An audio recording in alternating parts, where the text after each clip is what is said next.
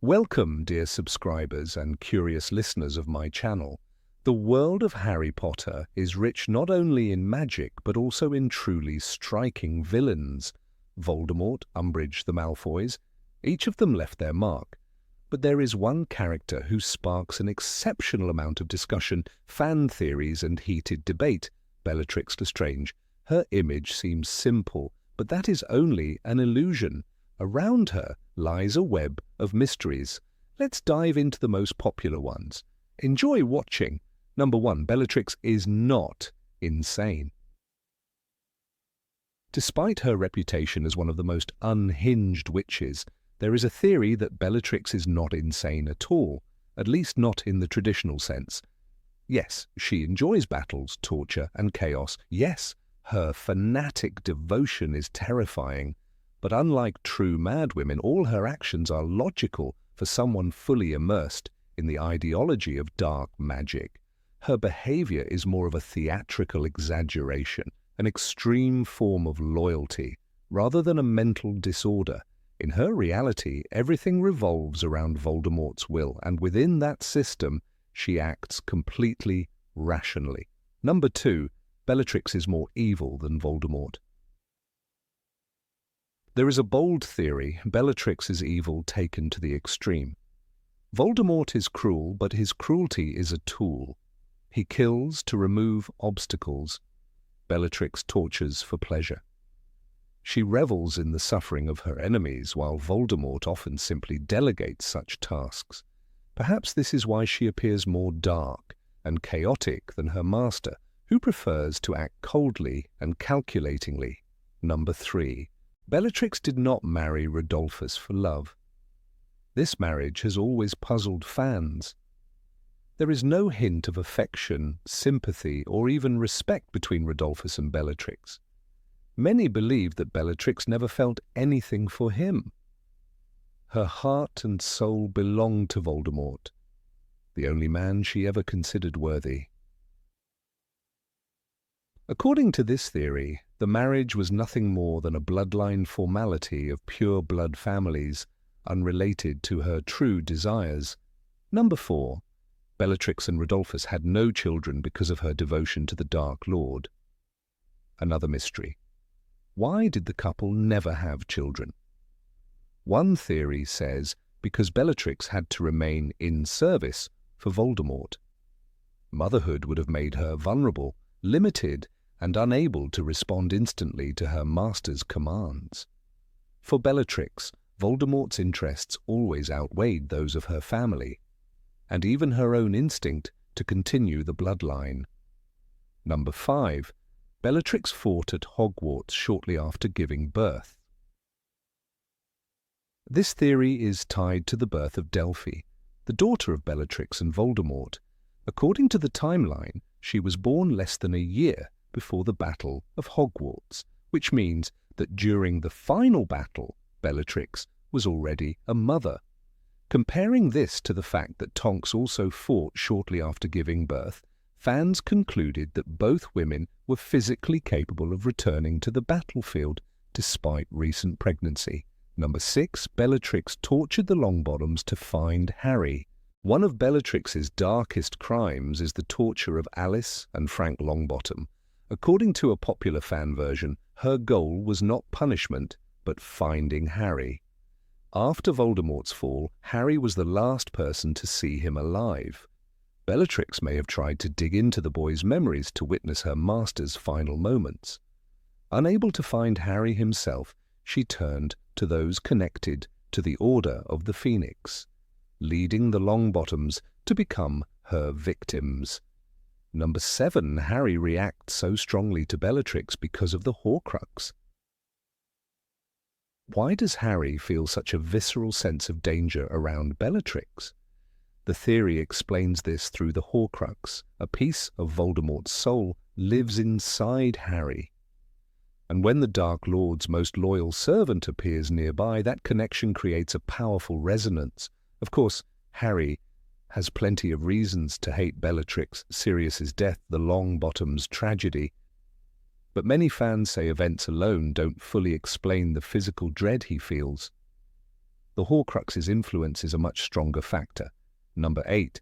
Bellatrix deliberately lost the duel to Molly Weasley. Some fans believe Bellatrix Lestrange let Molly Weasley defeat her. By the time they clashed in the Great Hall, Bellatrix saw Voldemort losing control of the battle. His spells were faltering, his army was breaking. Rowling writes that Bellatrix laughed exultantly, even as she fought 3 witches at once, a strange joy for someone facing defeat. According to the theory, Bellatrix understood that if Voldemort fell, she would return to Azkaban, and she would rather die in a blaze of battle than rot in a cell again. Molly's attack caught Bellatrix at the perfect moment. Fueled by rage for her daughter, she screamed, "Not my daughter!" and charged with a power Bellatrix did not expect. Molly fought with deadly precision, described as moving like an experienced duelist. Bellatrix's grin slipped for the first time. She hesitated, and in that hesitation, fans see choice. The decision to meet death rather than surrender to a world without her Dark Lord. Whether deliberate or just prideful miscalculation, Bellatrix's fall feels like a warrior stepping into the final blow she had already accepted. Number 9. Bellatrix was the true heir to Slytherin's ideology. Some fans argue that Bellatrix Lestrange, not Voldemort, was the true heir to Salazar Slytherin's ideology. Voldemort used pure blood supremacy as a tool. Bellatrix lived it like scripture. In Order of the Phoenix, she shrieks at Sirius, "The Dark Lord has taught me greatness," yet the fury in her voice sounds older than Voldemort's teachings. She grew up worshipping the Black family's creed, believing pure blood magic was sacred. Unlike Voldemort, who hid his half-blood origins and chased immortality, Bellatrix never cared about glory for herself. She cared about purity, about legacy, about finishing the work she thought Slytherin had started. Her behavior at Malfoy Manor shows how deeply she believed in that ideology. When she realizes Hermione Granger might have touched the sword of Gryffindor, she screams as if her world is collapsing. It's a fake. It must be. The idea of a Muggle-born girl holding an artifact linked to pureblood history terrifies her more than Harry himself. This obsession marks her as the truest embodiment of Slytherin's darkest beliefs. Voldemort wanted power, Bellatrix wanted purity, and that made her far more dangerous. Number 10. Bellatrix was personally taught occlumency by Voldemort. Some fans believe Bellatrix Lestrange learned occlumency directly from Voldemort himself. Her mind was a fortress, sealed and burning with loyalty. Even Severus Snape, a master legilimens, treated her with caution. In Half-Blood Prince, he snaps at her, "You dare question me?" But he never attempts to read her thoughts. He knows better. Bellatrix doesn't flinch under his stare. She stands still like someone who has been trained to guard every corner of her mind. Dumbledore's failure to extract information from her only strengthens this theory. After her capture, she spent years in Azkaban, yet she never betrayed Voldemort, not once. When she escapes, she boasts, "The Dark Lord will rise again, and we shall be his faithful servants." Her certainty is unnerving. A witch broken by Dementors should stutter or shake. Bellatrix laughs. Fans argue that only someone personally hardened by Voldemort, someone practiced in turning pain into silence, could resist both Dumbledore's insight and Azkaban's torment. If Bellatrix truly trained under Voldemort, it explains her terrifying confidence. She moves through battles like someone whose thoughts cannot be touched. Her mind is closed, her loyalty unbreachable. It also explains why Voldemort trusted her with secrets he shared with no one else. She was not simply fanatical, she was protected, shaped, armored, a weapon sharpened, on the very edge of the Dark Lord's mind. Number 11. Bellatrix intentionally spared Hermione at Malfoy Manor. Many fans believe Bellatrix Lestrange made a calculated choice when she tortured Hermione Granger at Malfoy Manor. Her cruelty was real, but her restraint was deliberate. Bellatrix knew Hermione mattered to Harry. She saw the way he looked at her during their capture. In Deathly Hallows, Rowling writes that Bellatrix savoured Hermione's screams, yet she never delivers the final blow. That hesitation feels strategic. Bellatrix understood the value of a hostage, especially one Harry would risk everything to save. She also believed Hermione knew something important. When Bellatrix demands, "What did you take from my vault?" the panic in her voice is sharper than the rage. She thinks Hermione can reveal the truth behind the sword of Gryffindor. Bellatrix slices Hermione's arm, draws blood, and presses harder, but she stops short every time. Fans argue that Bellatrix sees no point in killing her until she gets the answers she wants, answers that could protect her own standing with Voldemort. As the interrogation drags on, Bellatrix grows impatient, but not careless.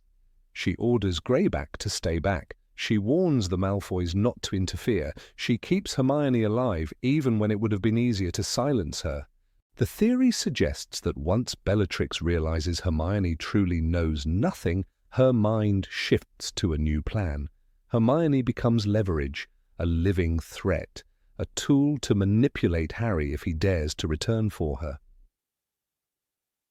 When Harry and Ron finally break into the cellar, Hermione is beaten but breathing. Bellatrix's decision ensured that the inevitable rescue attempt would be full of chaos. Chaos, she believed, might lead her straight to Harry Potter himself. For fans, this paints Bellatrix as more than a sadist. It makes her a tactician, someone who knew that sometimes the most dangerous weapon is the life you choose not to take. Number 12. Bellatrix and Sirius hated each other even before the war.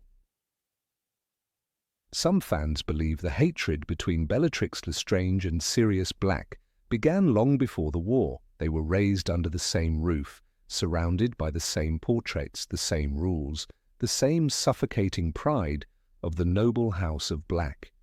But they were opposites from the start. Sirius rebelled. Bellatrix embraced the family's darkest expectations.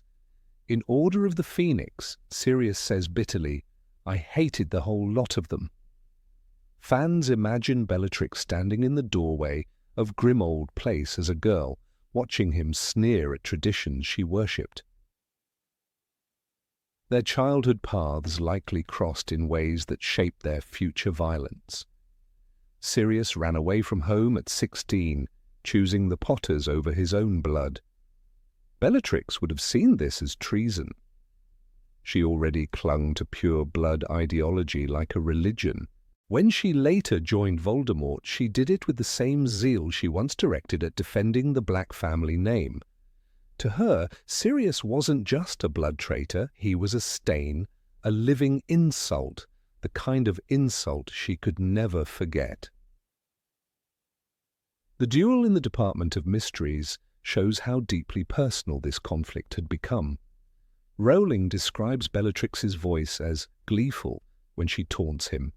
Sirius fires back with a grin, shouting, "Come on, you can do better than that."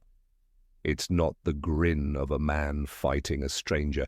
It's the grin of someone who knows exactly who stands before him, someone he has been arguing with his whole life. Each spell is a continuation of a conversation that began in their childhood hallways. When Bellatrix's curse sends Sirius through the veil, her scream is twisted with triumph. It is the sound of a victory she has waited decades to claim. For fans who believe this theory, that moment is not just a clash between the Order and the Death Eaters. It is the final chapter of a family tragedy.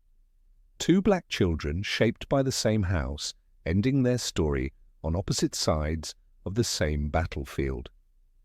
Number 13. Bellatrix could have become the next Dark Lord after Voldemort. Some fans believe Bellatrix Lestrange could have risen far higher than anyone dared to imagine. After Voldemort's fall, the Death Eaters were scattered, frightened, and leaderless. Yet one witch still burned with certainty. Bellatrix never doubted, never hesitated. Her voice cut through chaos like a blade. In Deathly Hallows, even hardened Death Eaters step back when she enters a room. Rowling writes that she moved with a smouldering intensity, and that intensity made her dangerous. It also made her a natural heir to Voldemort's empire.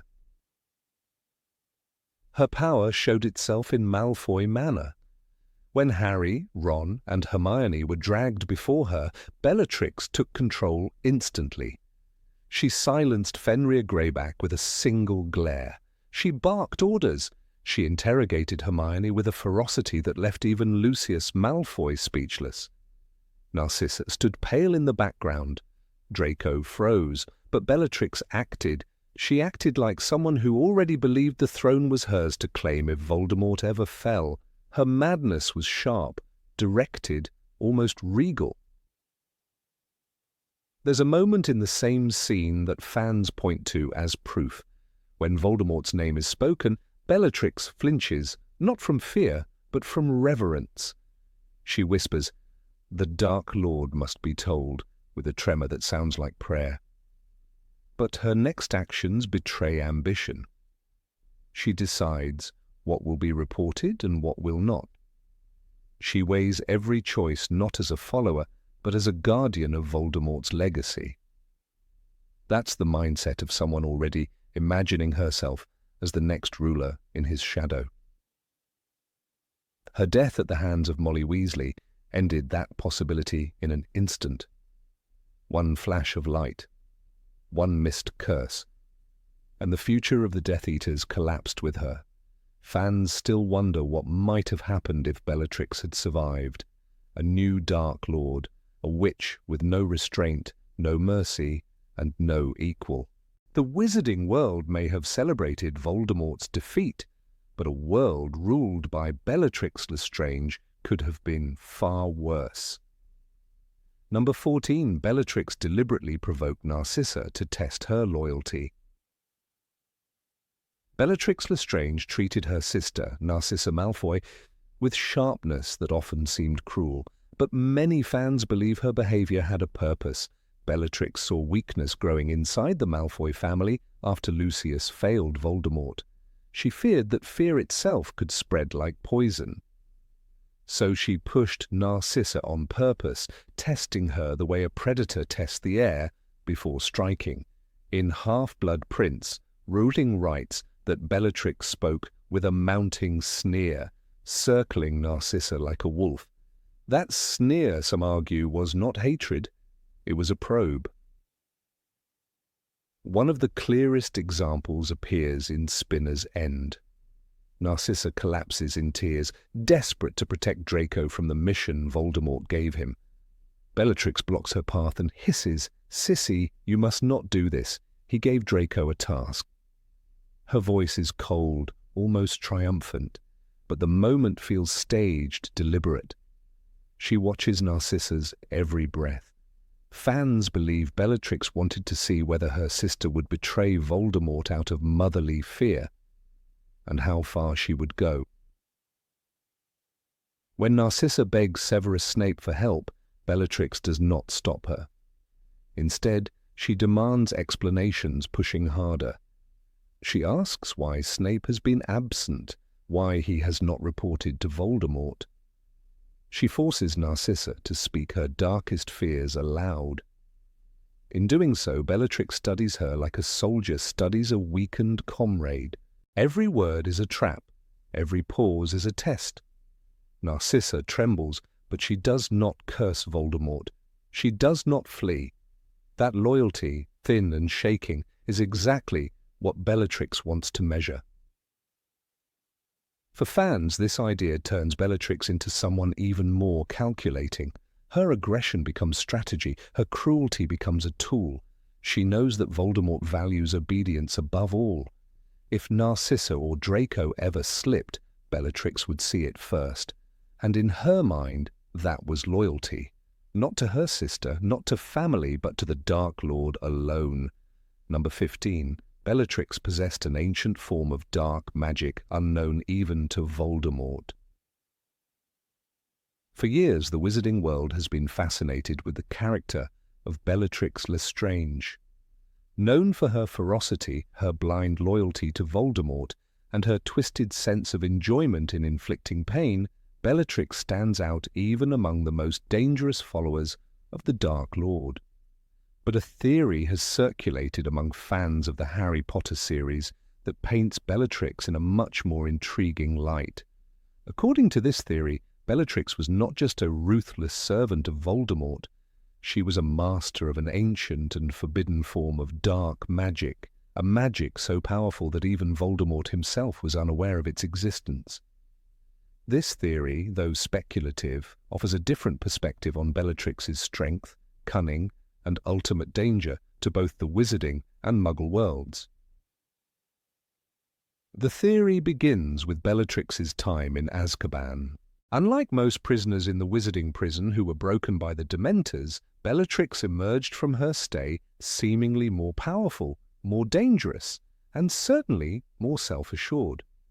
This is where the theory suggests that she secretly began her studies of forbidden dark magic. While the rest of the world thought of Azkaban as a place of despair, Bellatrix, ever the opportunist, might have used her time there to search for lost magical knowledge, dark, ancient spells that had long been buried and forgotten. The very isolation that would have crushed most other prisoners could have been the perfect opportunity for Bellatrix to delve into the deepest, most hidden corners of magic. Consider Bellatrix's own words upon her release from Azkaban. In Harry Potter and the Order of the Phoenix, she speaks of her time in prison with a chilling sense of pride, not regret. She declares to Harry, "I have been imprisoned in Azkaban for years, but I have never faltered in my loyalty to the Dark Lord." But what if, during those long years, Bellatrix had more than just her unwavering loyalty to Voldemort to sustain her? What if she had spent her time searching for forbidden knowledge that could amplify her own powers? The idea that Bellatrix might have found ancient dark magic ties into something much older and more powerful than the spells that Voldemort favored. Unlike the typical dark magic used by Death Eaters, spells like the Cruciatus Curse, the Imperious Curse, and the Killing Curse, there were darker, more primal forms of magic once wielded by ancient wizards. The dark magic that Bellatrix is thought to have discovered was not merely about causing pain or death. It was about manipulating the very fabric of magic itself, drawing from ancient sources that were as old as the magical world, but ultimately lost to time. This theory explains a great deal about Bellatrix's behavior and abilities. For instance, her unparalleled cruelty can be seen not just as a result of blind loyalty to Voldemort, but also as a manifestation of the powerful, forbidden magic she had learned. This magic may have granted her an uncanny ability to control and manipulate others, perhaps even warping the minds of those around her. After all, Bellatrix's cruelty was not just physical, it was psychological. She seemed to delight in tormenting those she viewed as weak, such as the Longbottoms, whom she tortured to the point of insanity. While most Death Eaters followed Voldemort out of fear or power, Bellatrix's devotion was personal, and this dark magic could explain why. In Harry Potter and the Half-Blood Prince, Bellatrix shows a level of confidence in her actions that goes beyond mere fanaticism. When she leads the attack on the Burrow, her joy is almost palpable. Her ability to remain calm and focused even in the midst of chaos could be attributed to her understanding of an ancient, esoteric magic that few could comprehend. This isn't just raw power, it's a mastery of a force that goes beyond what even Voldemort could command. Her madness, often thought to be the result of years spent in Azkaban, could actually be a byproduct of this dark magic, a magic that warped her mind and sense of morality even further than Voldemort's own influence ever could. The most telling example of Bellatrix's mastery over dark magic comes during her duel with Hermione, Ron, and Harry in Harry Potter and the Deathly Hallows. Bellatrix's sheer viciousness and the ease with which she fights give the impression that she is more than just a skilled duelist. She shows an incredible amount of control over her spells, each one seeming to be more destructive than the last. It's as if her magic flows through her effortlessly, as though it were a part of her very being. While most witches and wizards would need time and concentration to cast complex spells, Bellatrix seems to weave them with an innate understanding, as if the magic flows from her like a river of power. But perhaps the most compelling evidence lies in the way Bellatrix perceives her own power. Unlike other Death Eaters, who are often in awe of Voldemort and his strength, Bellatrix is fiercely independent. She isn't merely a tool of the Dark Lord's will, she is an active participant in the dark forces at play. In Harry Potter and the Order of the Phoenix, when Bellatrix arrives at the Ministry of Magic, she is ready to take on anyone, even those who oppose Voldemort. She is confident in her own abilities, not simply as a follower, but as someone who has the potential to surpass even the Dark Lord himself. This belief could stem from her knowledge of ancient dark magic, which makes her feel invincible and untouchable. Number 16. Bellatrix intentionally targeted Dumbledore's most loyal supporters. In the shadowy corridors of the Harry Potter universe, where loyalties and betrayals often shift like the winds, there exists a fan theory that casts a peculiar light on one of the most notorious Death Eaters, Bellatrix Lestrange. While she is widely regarded as a fervent and fanatical follower of Lord Voldemort, some believe that Bellatrix's actions were far more calculated and cruel than mere obedience to her dark master. According to this theory, Bellatrix didn't just serve Voldemort, she actively sought to destroy the most devoted supporters of Dumbledore, effectively crippling his cause and weakening the morale of those who would fight for the light. This theory revolves around several key moments in the story that seem too strategically malicious to be simply the result of a crazed mind bent on chaos. A closer look at Bellatrix's choices, particularly her role in the deaths of key characters such as Sirius Black and the torture of Neville Longbottom's parents, suggests a deeper, more deliberate objective: to dismantle the very foundation of the Order of the Phoenix.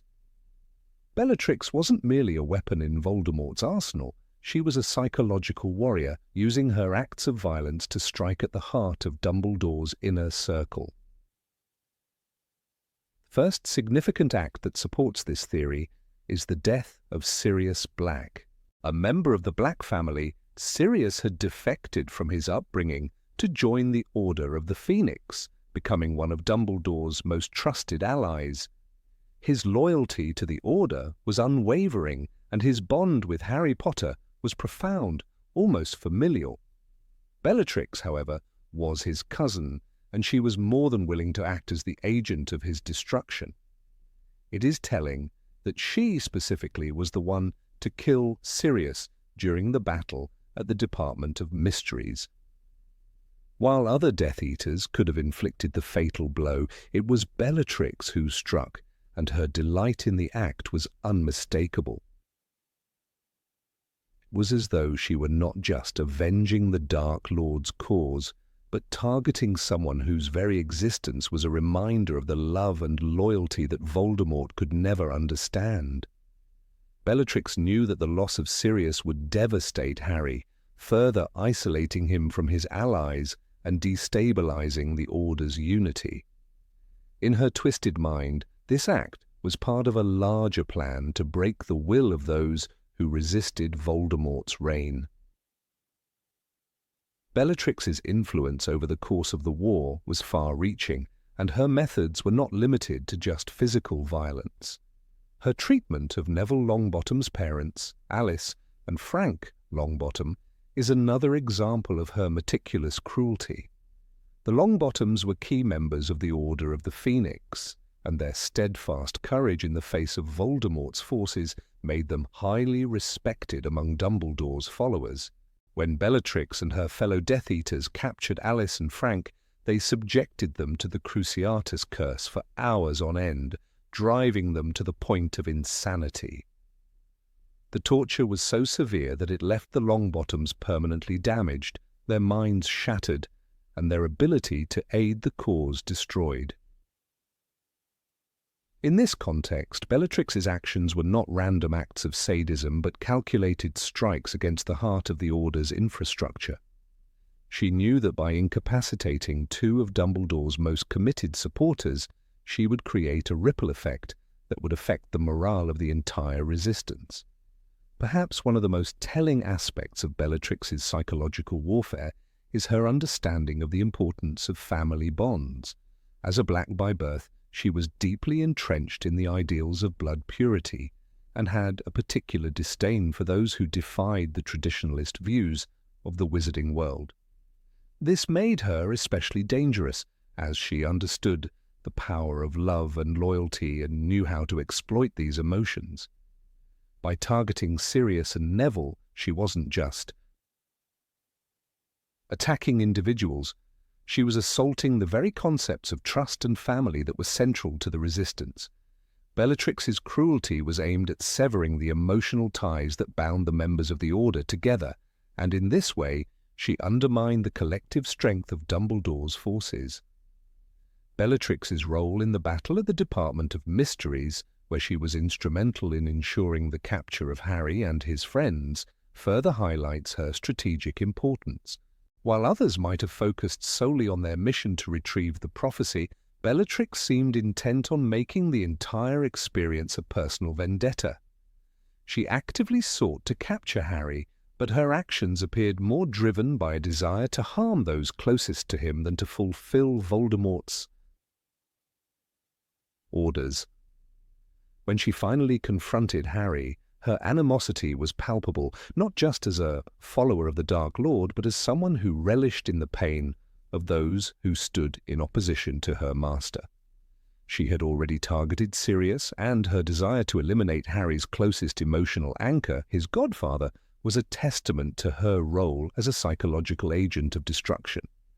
Another compelling aspect of Bellatrix's calculated malice is her unyielding loyalty to Voldemort. She was without a doubt one of the most fanatical and unwavering followers of the Dark Lord, but her loyalty seemed to go beyond simple obedience. In many ways, Bellatrix embodied Voldemort's tactics of fear and control, but she also understood the power of emotional warfare. She knew that the greatest strength of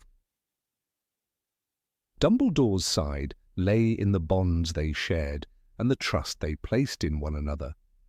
By targeting those who held the most significance in Harry's life, she was eroding the foundation of the Order's resilience, bit by bit. While other Death Eaters may have been content with wreaking havoc and spreading terror, Bellatrix's actions were far more methodical, aimed at destroying the internal unity that could unite Dumbledore's forces against Voldemort. Number 17. Bellatrix knew that Harry Potter was a Horcrux. In the world of Harry Potter, there are countless theories spun by fans who have delved deep into the mysteries of J.K. Rowling's wizarding universe. One of the more intriguing and provocative theories revolves around the character of Bellatrix Lestrange. It suggests that Bellatrix, one of Voldemort's most fanatical followers, knew a secret that none of the other Death Eaters were privy to, that Harry Potter was a Horcrux. This theory not only sheds light on Bellatrix's unyielding loyalty to Voldemort, but also explains her behavior toward Harry, especially her obsession with him, and her strange reluctance to kill him despite numerous opportunities. Bellatrix's infatuation with Voldemort is well documented throughout the series. She adores him with an intensity that borders on obsession, a devotion that often seems unhinged even by the standards of the Death Eaters. But why then does she never seem to truly seek Harry's death, despite him being the very symbol of Voldemort's greatest enemy? Could it be that her devotion went beyond mere worship? Could she have known that Harry was not just a threat to Voldemort, but an integral part of his ultimate plan?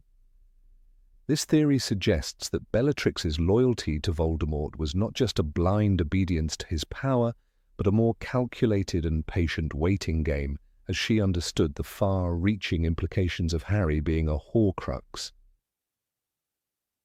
Voldemort, of course, had created multiple Horcruxes to safeguard his soul against death, but what makes Harry different is the fact that he was an accidental Horcrux. Voldemort's curse on Harry as an infant inadvertently resulted in Harry becoming a piece of his own soul. The fact that Harry did not know he was a Horcrux for much of the series makes his role in the final confrontation all the more significant. However, the theory suggests that Bellatrix knew about Harry's connection to Voldemort's soul. She may have learned of it through conversations with her master or through some other means, but it seems highly likely that she, unlike many others, understood Harry's true importance. Bellatrix's knowledge could explain her behavior during the events of the Order of the Phoenix, when she has numerous opportunities to kill Harry, yet hesitates or misses her chance. Take, for example, the battle at the Department of Mysteries. During this confrontation, Bellatrix comes face to face with Harry, and the two engage in a deadly duel. Yet at no point does Bellatrix try to kill Harry outright. She seems to revel in torturing him, but her attacks lack the cold efficiency that you would expect from a Death Eater who is truly intent on killing him. Instead, she focuses on her desire to destroy those who are closest to him, like Sirius Black, because she knows that Harry's death is part of a much bigger plan that she is a mere spectator to. One of the most significant moments in Harry Potter and the Half-Blood Prince is when Bellatrix is among the Death Eaters who invade Hogwarts during the Battle of Hogwarts.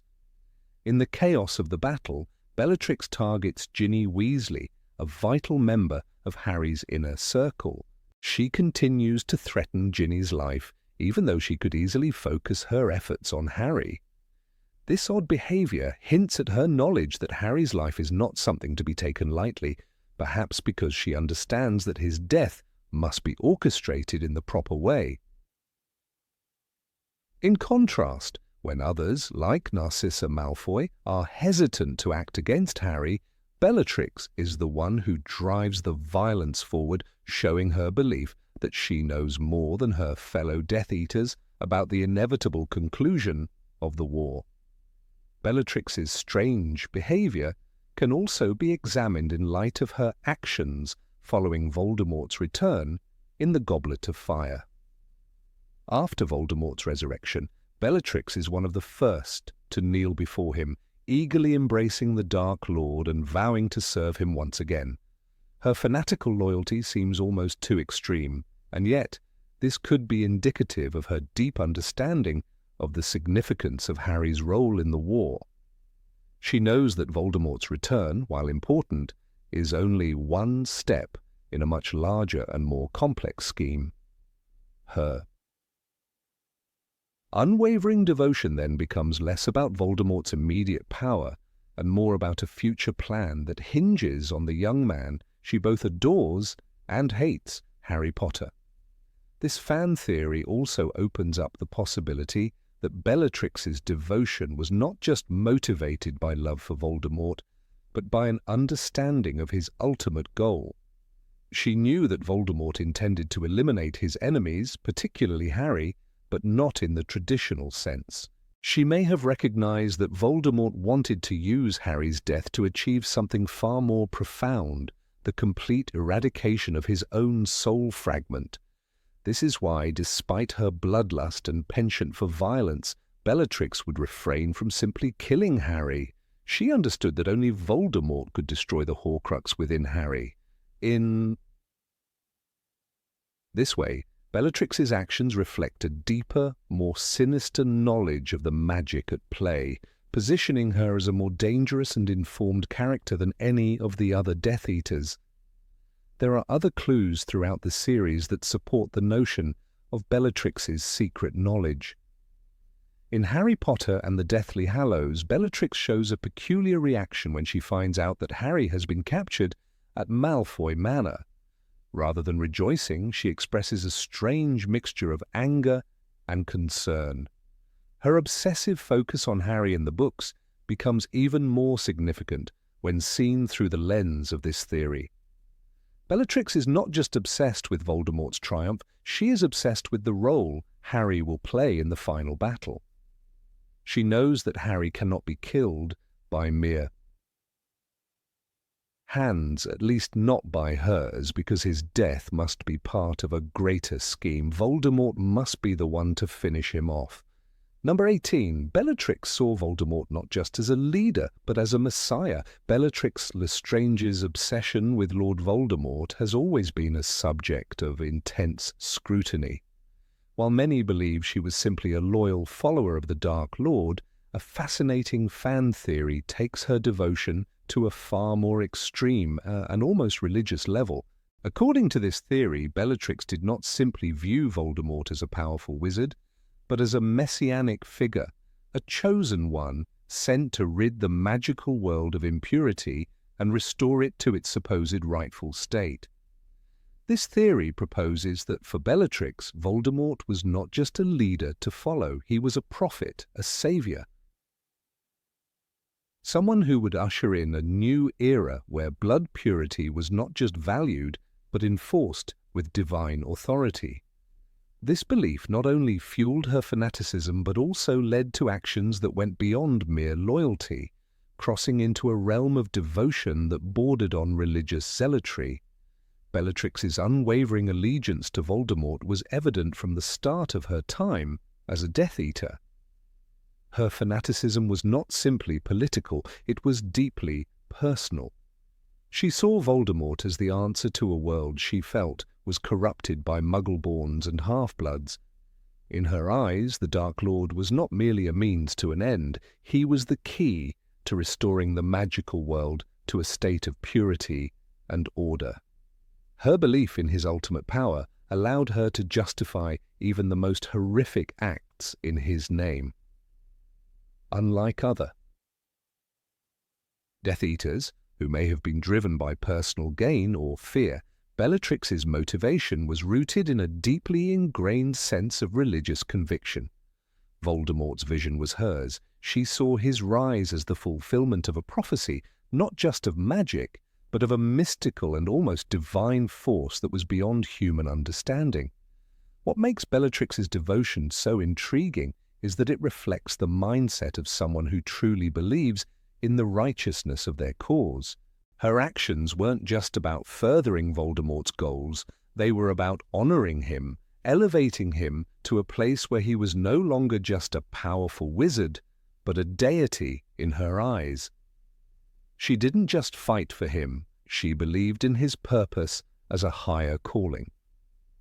This is seen most clearly when she passionately speaks of Voldemort's return after his defeat in the First Wizarding War. She doesn't just welcome his return, she praises it as the return of the true ruler, the one who will cleanse the world. For Bellatrix, this wasn't just politics, it was a spiritual awakening. In the magical world, there are few instances where a follower's devotion reaches such a level of intensity, and even fewer where that devotion leads to self-sacrifice. Bellatrix Lestrange's readiness to die for Voldemort is not simply a reflection of loyalty, it is an act of religious fervor. The lengths she is willing to go to are unimaginable for most. She has no hesitation in using the Cruciatus curse to torture prisoners, no remorse for murdering innocents in cold blood, all because she believes she is fulfilling a higher purpose.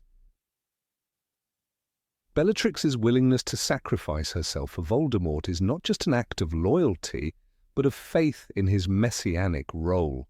To her, the Dark Lord's cause was not only righteous, it was predestined. Her blind devotion is not merely about following his commands, it is about ensuring that the magical world is transformed into a place where purity reigns, where the undeserving are purged, and where the chosen are elevated.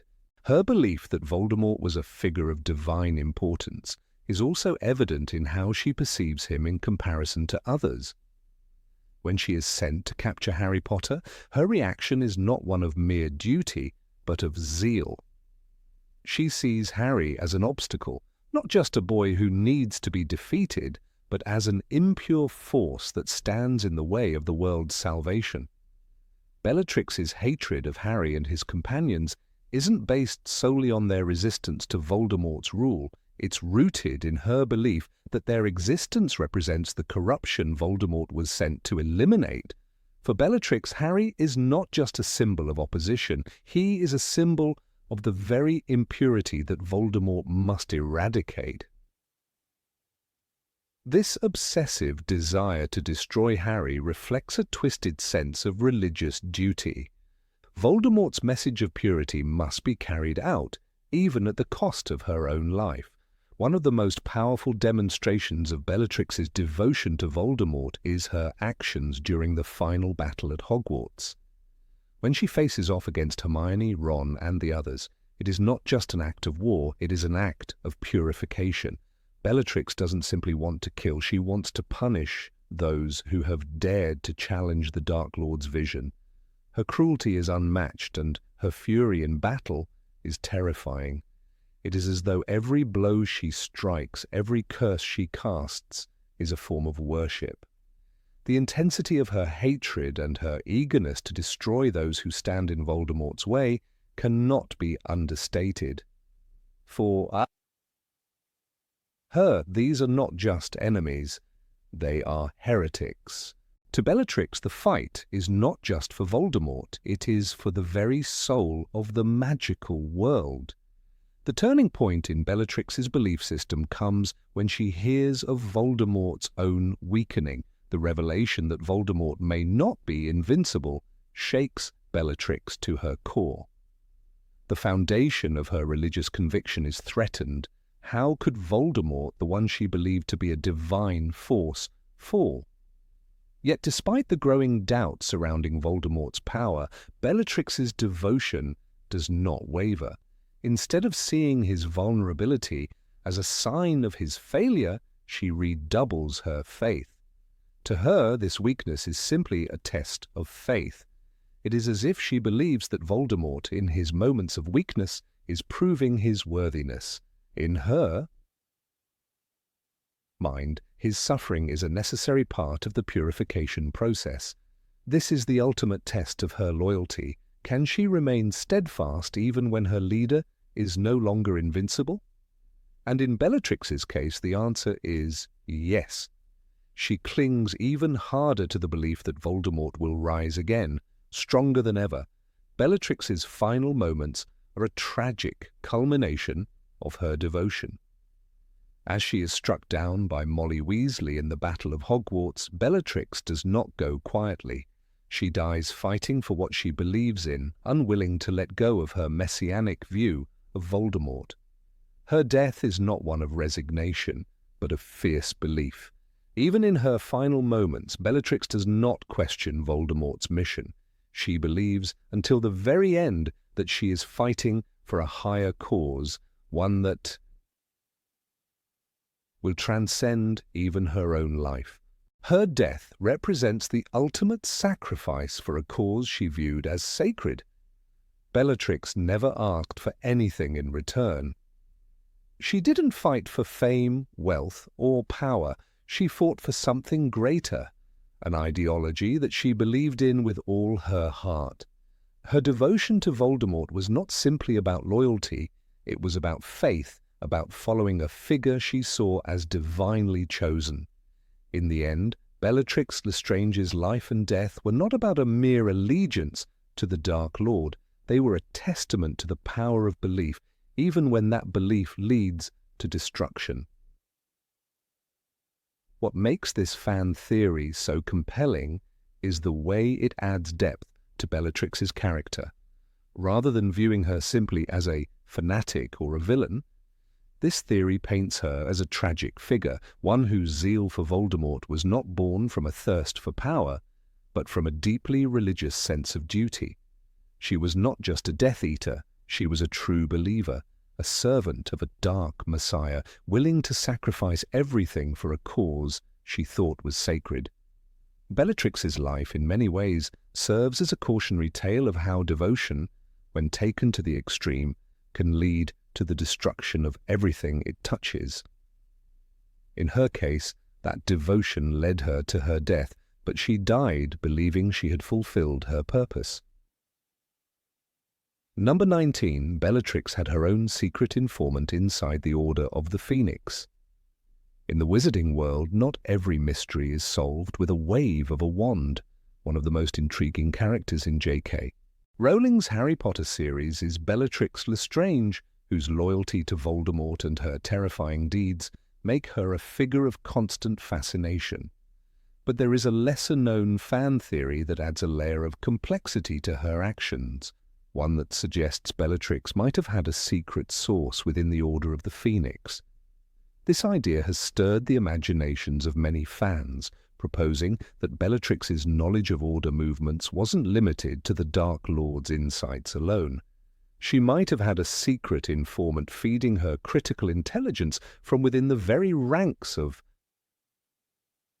those opposing Voldemort. The question is, who was this informant, and how did it help her stay one step ahead of the Order? One of the pivotal moments in the series where Bellatrix's seemingly uncanny knowledge of the Order's activities comes into play is during the rescue mission at the Department of Mysteries in Harry Potter and the Order of the Phoenix. In this confrontation, Bellatrix is one of the key Death Eaters who is waiting at the Ministry, knowing exactly where to strike. The young members of the Order, including Harry, Ron, Hermione, Ginny, and Neville, find themselves surrounded and outmatched. But how did Bellatrix know precisely where to be?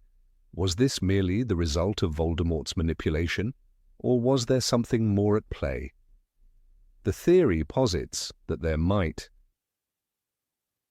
have been an informant, someone embedded in the Ministry or the Order itself, feeding Bellatrix insider information. It's clear that Bellatrix Lestrange is a highly strategic and methodical individual, rather than a mere follower of Voldemort's every whim. Throughout the series, she proves to be remarkably patient and clever, suggesting that her actions are not solely driven by Voldemort's direct orders. She seems to understand her enemy's movements too well for a Death Eater whose primary focus is on chaotic destruction. She is often a step ahead, watching her prey with an unsettling calmness. Take, for example, her involvement in the capture of the trio, Harry, Hermione and Ron, when they were on their way to rescue Sirius from the Ministry in the Order of the Phoenix. It is hard to believe that she merely stumbled upon the trio by coincidence. She seemed to have a keen awareness of their whereabouts, the situation, and how to strike at the right moment. Could someone within the Order have betrayed them? The theory suggests that Bellatrix's secret informant could have been a Ministry employee, someone with access to the movements and intelligence reports about the Order of the Phoenix.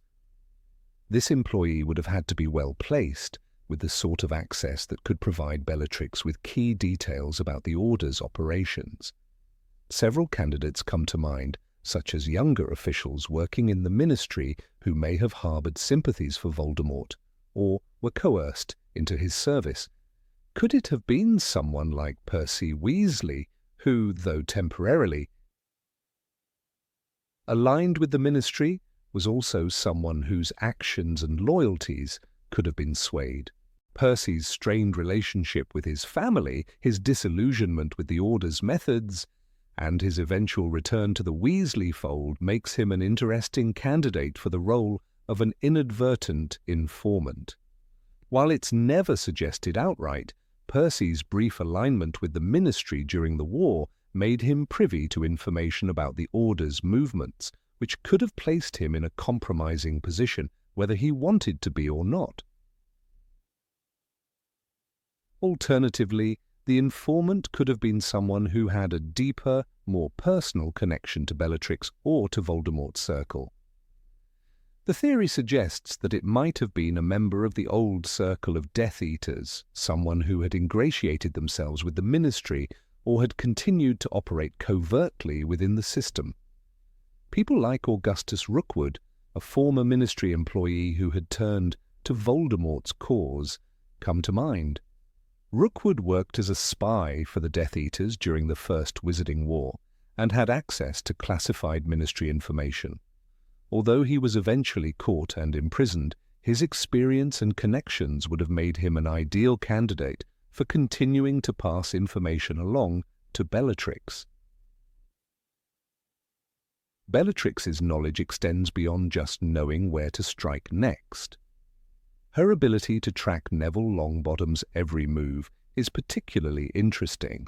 In Harry Potter and the Deathly Hallows, during the battle at Malfoy Manor, Bellatrix knows exactly where Neville is located and what he is planning, even though he hasn't been as deeply involved with the war as some of the other members of the Order.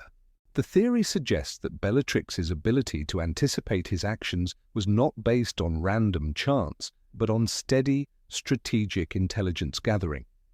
Whether through magical means or through her informant's regular reports, Bellatrix always seemed to know when and where to expect the Order to act.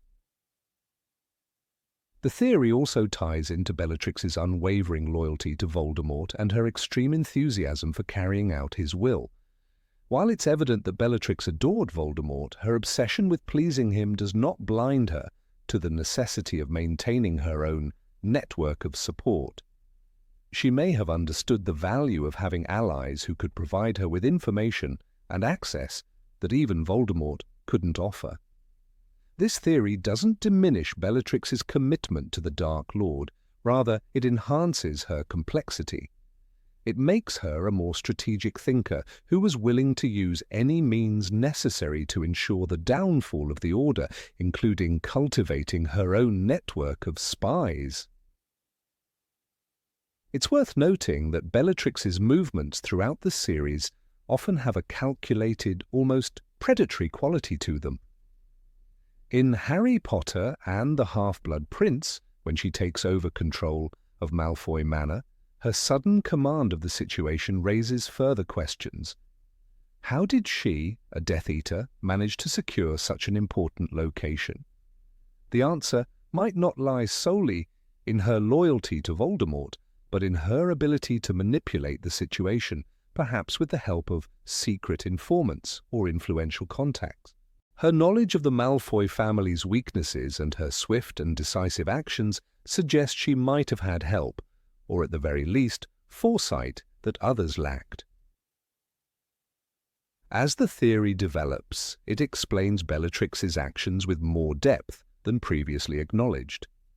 Her unyielding loyalty to Voldemort is well known, but her personal agenda, driven by her ambition and cunning, sets her apart from other Death Eaters.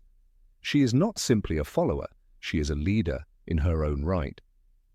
If she did indeed have an informant within the Order, this would show that Bellatrix was a more resourceful and dangerous character than most give her credit for. It's easy to see her as a mindless follower of Voldemort, but this theory proposes that she may have been a far more independent actor, using her own network to achieve her goals. When examining the events leading up to the Battle of Hogwarts, Bellatrix's understanding of the situation once again suggests a more elaborate strategy than one might expect from a simple Death Eater. She knew the layout of the castle, where to strike, and how to find the key players. It wasn't just Voldemort's plans that guided her. Bellatrix's own spy network and her deep understanding of her enemy's behavior may have given her the edge she needed. In the end, This fan theory doesn't diminish Bellatrix's allegiance to Voldemort, nor does it suggest she was working against him. Rather, it paints her as a character who was far more intelligent, strategic, and complex than fans may have originally thought. By proposing that she had her own informant, we see her as more than just a henchwoman. She becomes a tactician working behind the scenes, playing a longer game, and making the most of the resources at her disposal. It is a theory that adds layers to her character, transforming her from a mere villain into a master manipulator, someone who not only serves Voldemort but also controls the flow of information to her own advantage. Number 20. Bellatrix used forbidden potions to enhance her magic. The theory that Bellatrix Lestrange, one of the most notorious followers of Lord Voldemort, was not only a practitioner of dark magic but also a user of powerful, mind-altering potions is an intriguing one. It posits that Bellatrix's vicious nature, her near-maniacal behavior, and her extraordinary abilities in battle were not solely the result of her training in dark arts, but were also influenced by the consumption of specially crafted potions.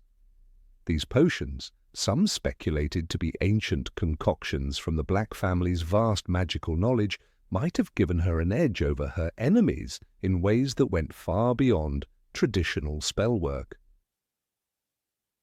Bellatrix was already a formidable witch before she joined Voldemort's ranks, and her loyalty to him was matched only by her ruthlessness. However, her abilities seemed to transcend those of many other Death Eaters. Her performance during the Battle of the Department of Mysteries, where she faced off against several Order of the Phoenix members, demonstrated not just her raw power, but a terrifying level of obsession and fury. It's here, in the heat of battle, where the theory of Bellatrix using potions to enhance her combat skills gains traction. During the chaos of the fight, Bellatrix appeared to revel in the violence, her laughter echoing through the dark hallways. It was almost as if she was under the influence of something more than just her emotions. A closer look at Bellatrix's family heritage provides the first clue. The Black family was notorious for its deep knowledge of dark magic, passed down through generations. Narcissa Malfoy, her sister, would later demonstrate a more restrained version of dark magic, but Bellatrix seemed to push the boundaries, embracing the darkness in its most extreme form. It's possible that Bellatrix, having been raised in such an environment, had access to rare and potentially dangerous potions created long ago by her ancestors. These could have been designed to enhance magical abilities or alter the mind, making the user more dangerous and less susceptible to fear. Given her deep connection to her family's traditions, it's reasonable to assume that Bellatrix could have used these potions to gain the upper hand in battles against her enemies. One particular example that stands out is her behavior when confronting Harry Potter and his friends at the Department of Mysteries. She was unrelenting, showing no hesitation in using unforgivable curses. But there was something more to it, an almost euphoric state in which she operated. It's clear from her wild-eyed, frenzied actions that she was enjoying the violence, perhaps to an unnatural degree. Theories suggest that potions designed to induce such euphoria could have been part of Bellatrix's arsenal. These potions, like the ones used to heighten the senses or dull the pain, could have made her feel invincible, removed from the natural constraints of fear, pain, and morality. Her unrestrained nature, her seeming lack of inhibition, could have been a product of the constant use of these magical enhancements. Potions in the wizarding world are often considered an essential part of magic, though they are usually thought of in more mundane terms: healing draughts, calming potions, or even the standard Felix Felicis for good luck. But Bellatrix, with her complex personality and the darker side of magic, would have had access to much more dangerous mixtures. The key ingredient in many of these potions is the ability to control the emotions and the mind, amplifying the user's powers in ways that spellwork alone could not. If Bellatrix were under the influence of a potion during some of her most violent actions, it might explain the unnerving, almost psychotic look in her eyes as she fought. She was more than just a powerful witch. She was a witch driven to the edge by her own inner chaos, perhaps even chemically manipulated to push past the limits of normal magical practice. To illustrate how potions could affect Bellatrix's behavior, one need only recall her demeanor during the battle with Hermione Granger. Hermione, the brilliant and strong-willed witch, was caught in Bellatrix's crosshairs. Bellatrix's cruelty was evident as she aimed her curse at Hermione with lethal intent. The fact that Bellatrix appeared so intensely focused on her torment of the younger witch suggests a high level of emotional instability. Her behavior was not the composed, tactical approach of someone skilled in combat. Rather, it was the reckless abandon of someone who had lost all sense of control. This loss of control could easily be attributed to the use of potions that heightened her aggression, suppressed any natural empathy, and made her less vulnerable to the fear that would otherwise come with dueling.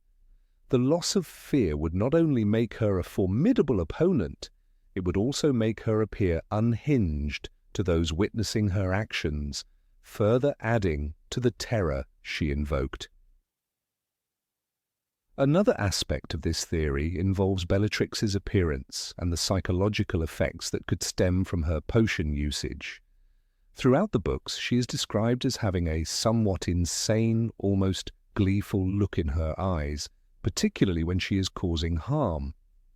This manic energy is characteristic of someone under the influence of a substance that is affecting their mind, and Bellatrix's behavior in battle often suggests an inability to control or even recognize the full extent of her actions. Some fans suggest that her disheveled appearance and wild demeanor were not just the result of her madness, but the result of a potion-induced state that made her feel invulnerable and exhilarated by destruction. The family's connection to ancient magic, including the creation of powerful and sometimes dark potions, is key to understanding how Bellatrix might have come to use such substances. The Black family's long history with the dark arts meant they likely had access to knowledge about potions that could affect not only physical strength but also the mind. This would not be a new concept within the wizarding world. For example, the use of Draught of Living Death is a reminder of how potions can be used to manipulate a person's will and mind. Bellatrix, with her deep-rooted obsession with power and control, might have found these potions to be tools in her quest to gain greater mastery over herself and others.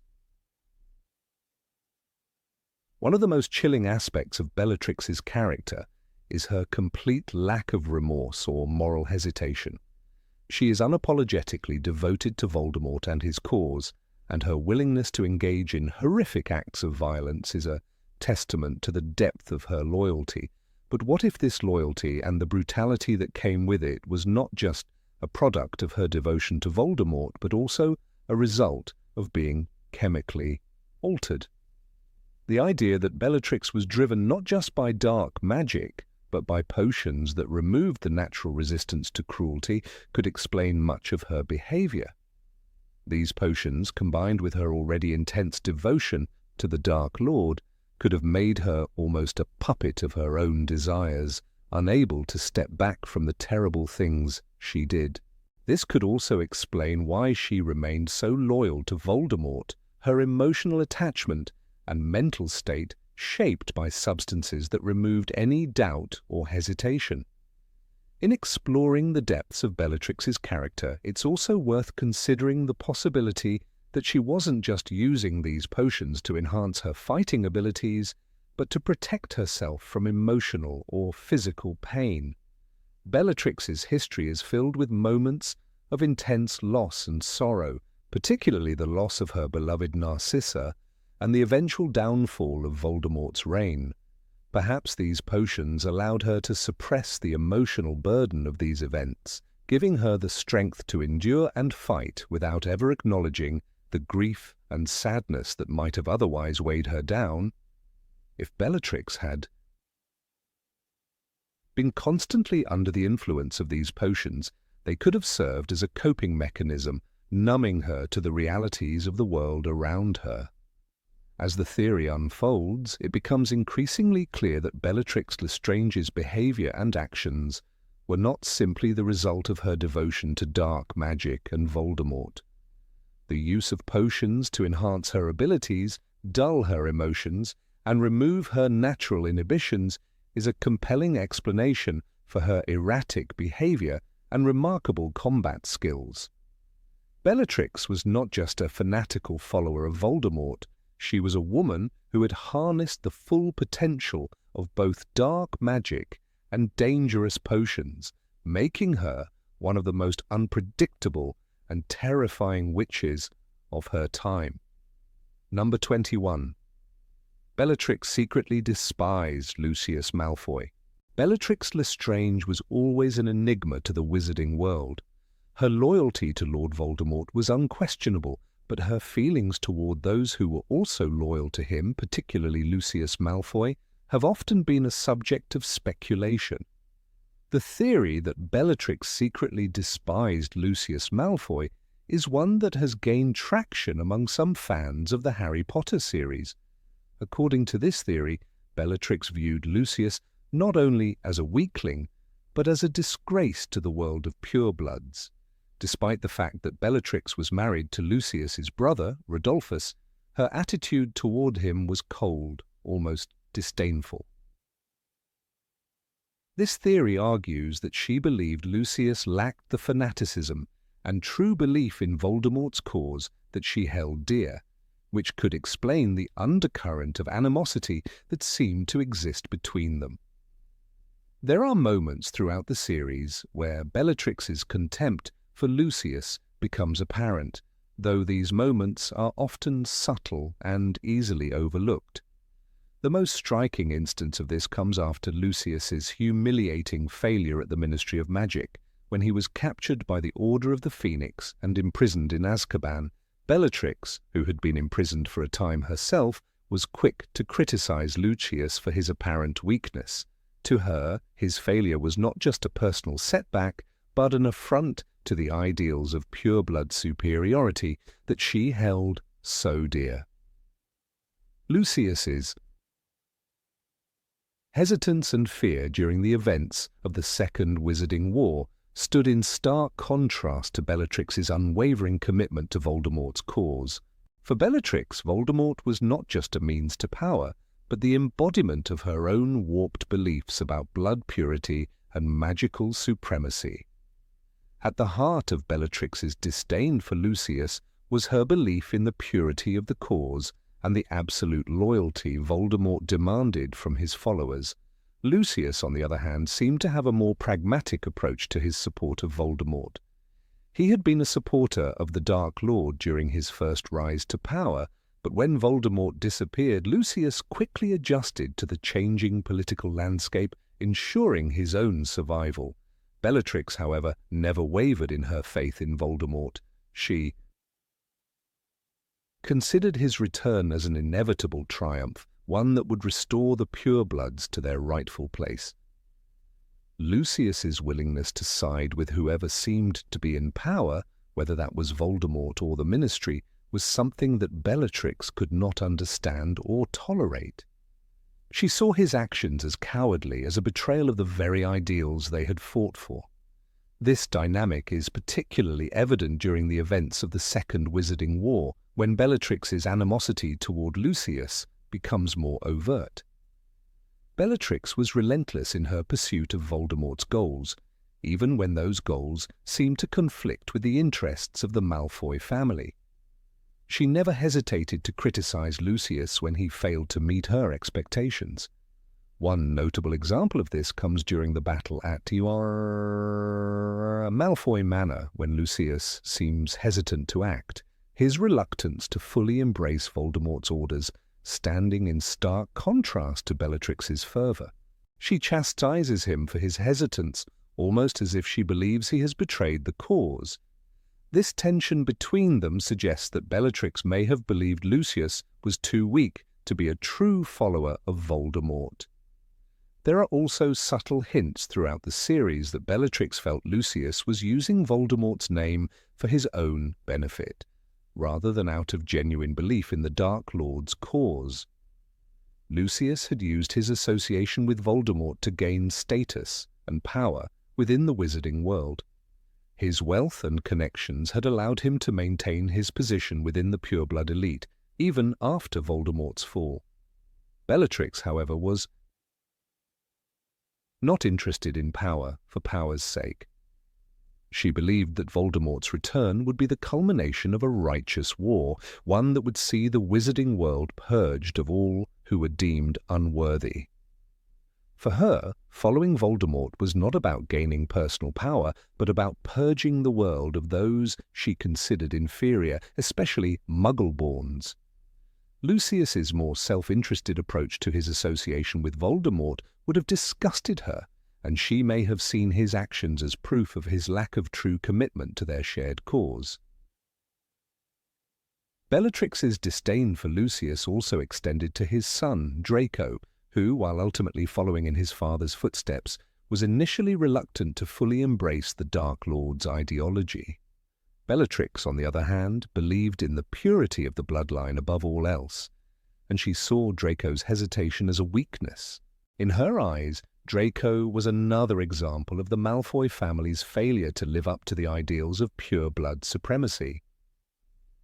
Bellatrix's treatment of Draco throughout the series suggests that she saw him as a disappointment, someone who lacked the courage and conviction to fully dedicate himself to Voldemort's cause. She often took it upon herself to correct Draco's behavior, even going so far as to attack him when she believed he wasn't doing enough to help Voldemort. In Bellatrix's mind, Lucius's failure to live up to her expectations extended beyond the events of the Second Wizarding War. She had seen his fear and indecision during the First War, and knew that his loyalty to Voldemort was never as strong as hers. Lucius had been hesitant to fully commit to the Dark Lord's vision, and his fear of the consequences of disobedience was evident throughout the series. Bellatrix, by contrast, never once questioned Voldemort's leadership or the righteousness of his cause. To her, loyalty was everything, and Lucius's lack of it made him a source of shame. She probably viewed him as a coward, someone who had never truly believed in the ideals they were fighting for. In her eyes, Lucius's failure to act decisively in the face of danger was an unforgivable weakness. Another aspect of Bellatrix's disdain for Lucius may have been rooted in her view of him as a pretender to the title of pureblood patriarch. Lucius Malfoy was undoubtedly a powerful figure in the pureblood community, but Bellatrix was fiercely proud of her own family's legacy. She may have seen the Malfoys as pretenders, people who used their wealth and influence to maintain their status, rather than truly living up to the values that purebloods were meant to embody. In Bellatrix's eyes, the Malfoys were not true champions of the pureblood cause. They were simply opportunists who had aligned themselves with Voldemort for personal gain. While Bellatrix's disdain for Lucius may not have been the driving force behind her actions throughout the series, it is clear that she viewed him as a weak link in the chain of pureblood superiority. Her loyalty to Voldemort was absolute, and she believed that anyone who wavered in their commitment to him was unworthy of the privileges that came with being a follower. Lucius, with his wavering loyalty and self-interested motives, was the embodiment of everything Bellatrix despised. In her eyes, he was not a true believer, and for that, he was to be looked down upon. Throughout the series, the contrast between Bellatrix and Lucius is striking. Bellatrix's unyielding commitment to Voldemort and her fanatical beliefs make her a formidable figure in the wizarding world, while Lucius's more pragmatic approach to power makes him appear weak and hesitant in comparison. Bellatrix's disdain for him is evident in her every action, from her criticism of his failures to her treatment of his son. In her mind, Lucius was not just a failure as a follower of Voldemort, he was a disgrace to the pureblood cause itself. This theory, while speculative, sheds light on the complex dynamics between the characters and adds depth to their interactions throughout the series. Number 22, Bellatrix left behind a secret diary. There's always been something eerie and unsettling about Bellatrix Lestrange, even before she became the embodiment of fanaticism and cruelty under the dark influence of Lord Voldemort. Her obsessions, her loyalty to her master, and her increasingly unhinged demeanor during the final years of the Second Wizarding War have led many fans to wonder just how deep her madness ran. A theory that has gained some traction among certain corners of the Harry Potter fandom speculates that Bellatrix Lestrange may have kept a secret diary, one that holds far more than just personal musings. This fan theory proposes that her diary could be filled with dark spells, twisted oaths, and sinister memories of her devotion to Voldemort. A journal that might, in some mysterious way, still exist today, waiting to resurface, and in doing so pose a grave danger to the wizarding world. Bellatrix's fierce loyalty to Voldemort is undeniable. From the first moment she appears in the series, she is portrayed as one of the most fanatical and devoted Death Eaters, often losing herself in the worship of her Dark Lord. Her intense, almost obsessive love for him, coupled with her hatred for anyone who dared oppose him, makes her one of the most dangerous people in the magical world. This obsession is more than just an allegiance, it becomes an all-consuming identity. The idea that she might have kept a record of her devotion, her thoughts, and perhaps even her darker intentions in a diary is not too far-fetched. After all, the idea of a diary as a tool for preservation of thoughts and secrets runs deeply in the magical world, with Tom Riddle's diary being the most infamous example. In Harry Potter and the Chamber of Secrets, Tom Riddle's diary is revealed to be a magical object of immense power, one capable of manipulating and controlling the thoughts of those who came into contact with it. Could Bellatrix have created something similar? An object that could capture her most intimate thoughts and secrets, perhaps even enchanted with dark spells that only someone truly devoted to Voldemort could understand. This idea certainly doesn't seem as outlandish when you consider the depths of Bellatrix's madness and her unwavering allegiance to her master. She would have known how dangerous it could be to leave her. Deepest thoughts exposed to the world. Yet she may have also seen the diary as a way to ensure that her legacy of devotion to Voldemort lived on, even if she herself did not. The thought of a secret diary left behind by Bellatrix Lestrange raises a chilling possibility that the diary might still be hidden somewhere, perhaps in one of the last places anyone would think to look. A place like the Black family home, 12 Grimmauld Place, which was once home to many of the dark and twisted members of her family. The house was filled with objects of dark significance, from the cursed Black family tapestry to the various hidden secrets that its walls seemed to whisper about. Could Bellatrix have hidden such a diary among the many dark artifacts stored in that house? Could it be tucked away in a forgotten drawer or sealed within an ancient chest just waiting to be discovered? While the house was taken over by the Order of the Phoenix and later used by Harry and his friends during the war, much of its contents remained untouched and largely undiscovered.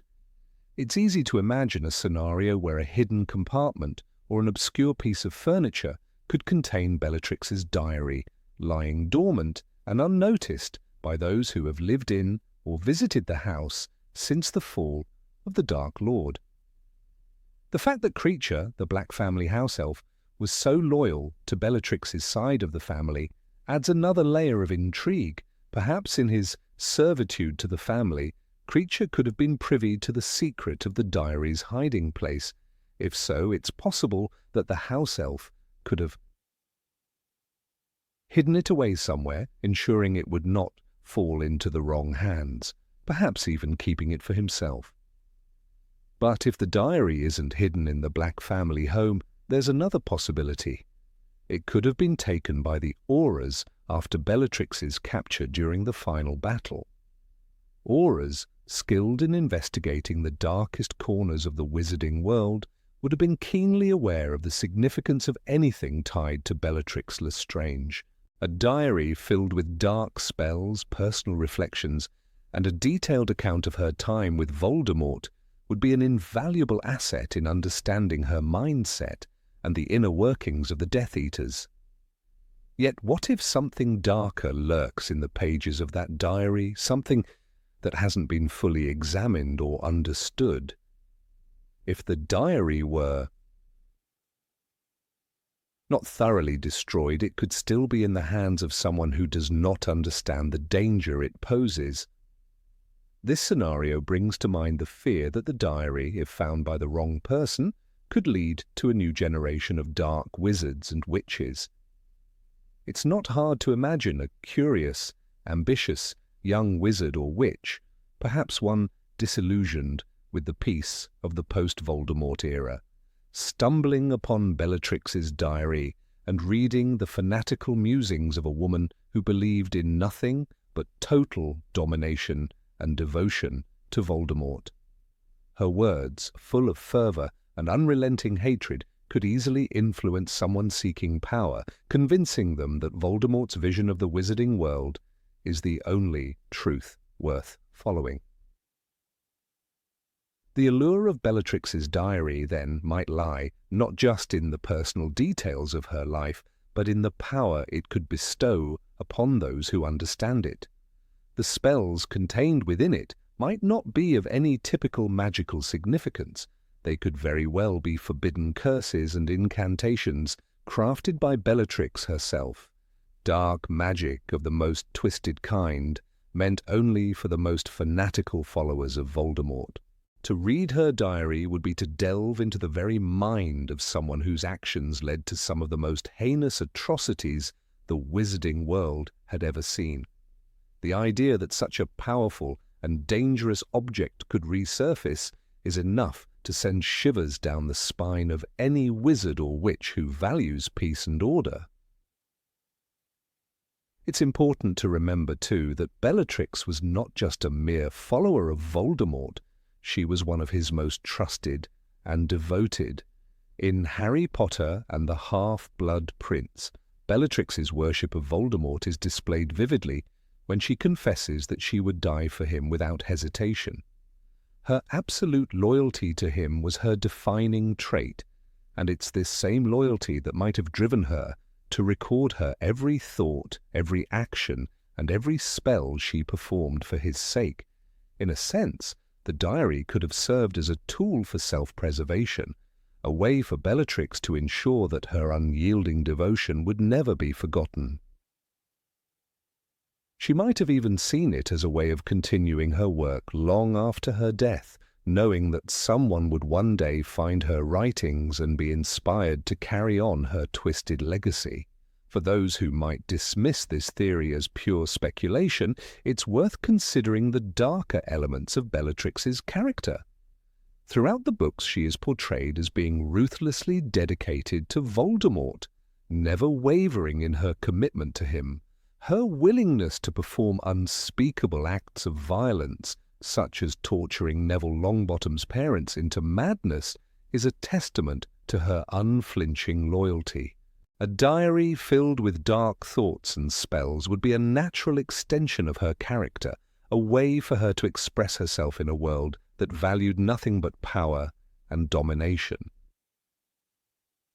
But the most frightening possibility of all is that Bellatrix's diary, should it ever be found, could be the catalyst for the rise of a new, dark force in the wizarding world.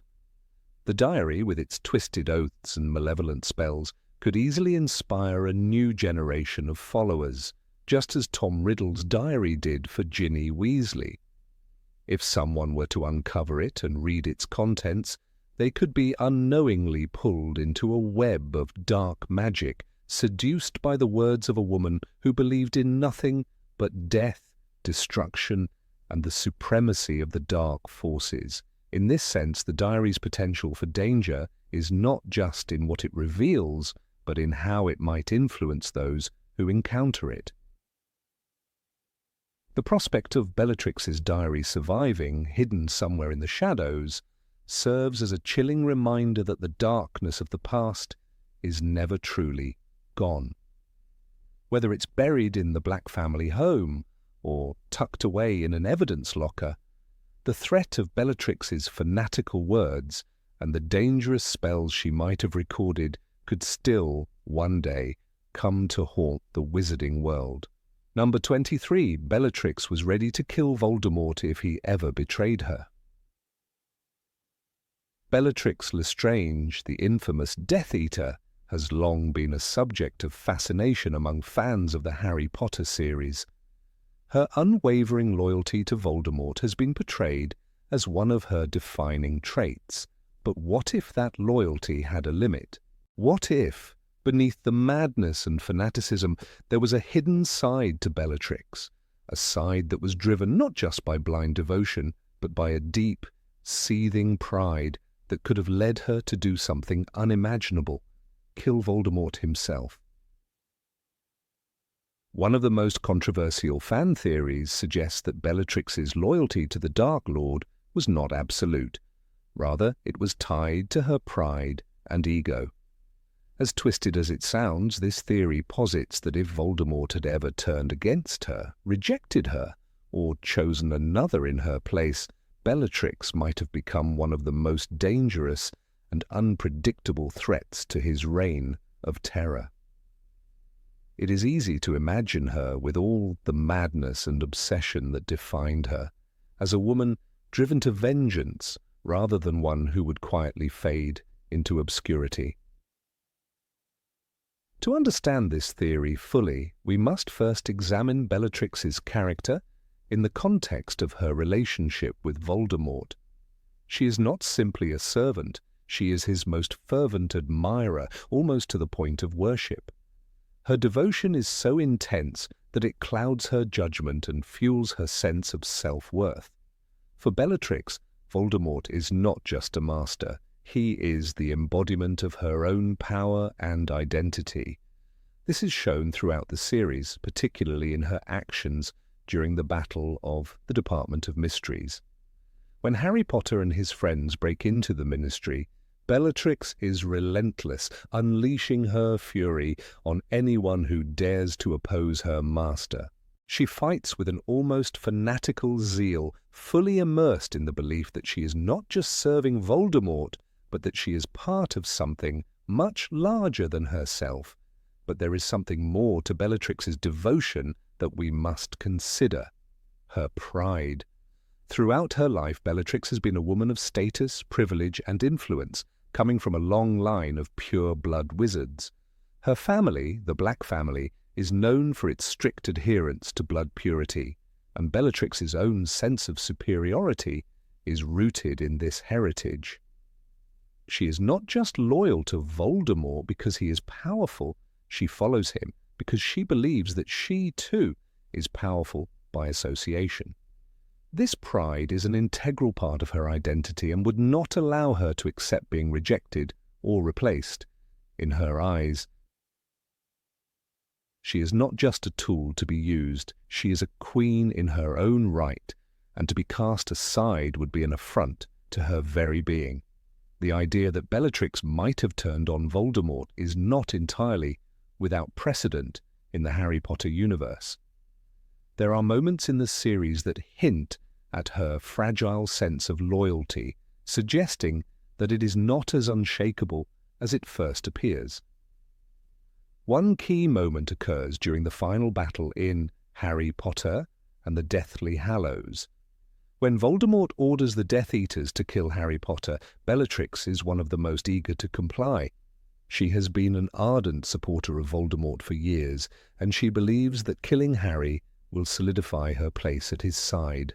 However, her obsessive desire to please him leads her to do something that could have jeopardized the entire plan. She attacks Hermione Granger, a move that distracts her from the real threat and causes Voldemort to question her loyalty. This moment of doubt suggests that Bellatrix's devotion is not without its cracks. She is capable of impulsive actions driven by her need to prove her worth. In this sense, the fan theory of Bellatrix potentially betraying Voldemort is not as far-fetched as it might seem. If Voldemort had ever slighted her, if he had chosen another woman or worse, replaced her entirely, it is easy to imagine Bellatrix reacting in a fit of fury and jealousy, capable of going to extreme lengths to restore her perceived place of honor.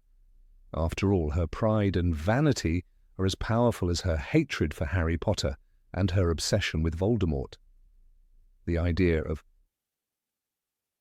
being humiliated by her master is something she could not bear. One of the most compelling pieces of evidence supporting this theory is Bellatrix's behavior in Harry Potter and the Half-Blood Prince. In this book, Bellatrix's loyalty to Voldemort is tested in ways that go beyond the typical fanatical devotion. She is willing to go to great lengths to protect the Dark Lord, but her actions are not entirely motivated by love or admiration. Bellatrix's jealousy and possessiveness come to the forefront when she reacts violently to Narcissa Malfoy's request for help in protecting her son, Draco. Narcissa's act of seeking assistance from Snape, whom Bellatrix distrusts, sparks a vicious confrontation between the two sisters-in-law. In this heated exchange, Bellatrix reveals how deeply her self-worth is tied to her relationship with Voldemort. To her, any betrayal, whether real or perceived, is an affront to her entire existence. This scene shows that Bellatrix is not just blindly loyal to Voldemort, she is fiercely protective of her position within his inner circle. The idea that she could turn on him should he ever slight her or choose someone else in her place is not entirely implausible. Her pride would not allow her to be dismissed or disregarded. Bellatrix Lestrange's entire identity is rooted in her loyalty to Voldemort, but that loyalty is also inseparable from her need to be recognized and revered by him. If Voldemort had ever turned his back on her, she would have seen it as a personal betrayal, one that could have driven her to extreme measures. The notion of Bellatrix attempting to kill Voldemort is, of course, a chilling thought. She knows better than anyone the consequences of such an act. She understands the danger of going against him. After all, Voldemort is the most powerful dark wizard in history, and attempting to betray him would almost certainly result in her death. However, this does not deter her. In many ways, Bellatrix is a woman who thrives on danger and chaos. The very fact that she would entertain such a dangerous idea speaks to the depth of her fanaticism and her pride. If Bellatrix were to ever rebel against Voldemort, she would do so with the same intensity and fire that defined her loyalty. The danger would not lie in her inability to fight him, but rather in the madness and fury she would unleash. She would not quietly suffer in silence, as many of Voldemort's other followers might have done. Instead, she would fight with everything she had, even knowing the risks. In her twisted mind, such an act of vengeance could be the ultimate expression of her power, a final assertion of her superiority, even in the face of death. Bellatrix's potential for betrayal, while a frightening thought, also adds complexity to her character. She is not merely a mindless follower, a puppet at Voldemort's beck and call. She is a woman with her own desires, her own pride, and a deep need to be recognized. This need for validation, combined with her dangerous fanaticism, makes her a volatile figure in the wizarding world. If Voldemort had ever betrayed her, he would not have faced a loyal follower, but a vengeful, unpredictable force, one whose pride and anger would have been just as deadly as any of the curses she cast. In the end, Bellatrix Lestrange remains one of the most fascinating and tragic characters in the Harry Potter series. While her loyalty to Voldemort was unwavering, it was also dangerously fragile, held together by a complex web of pride, obsession, and madness.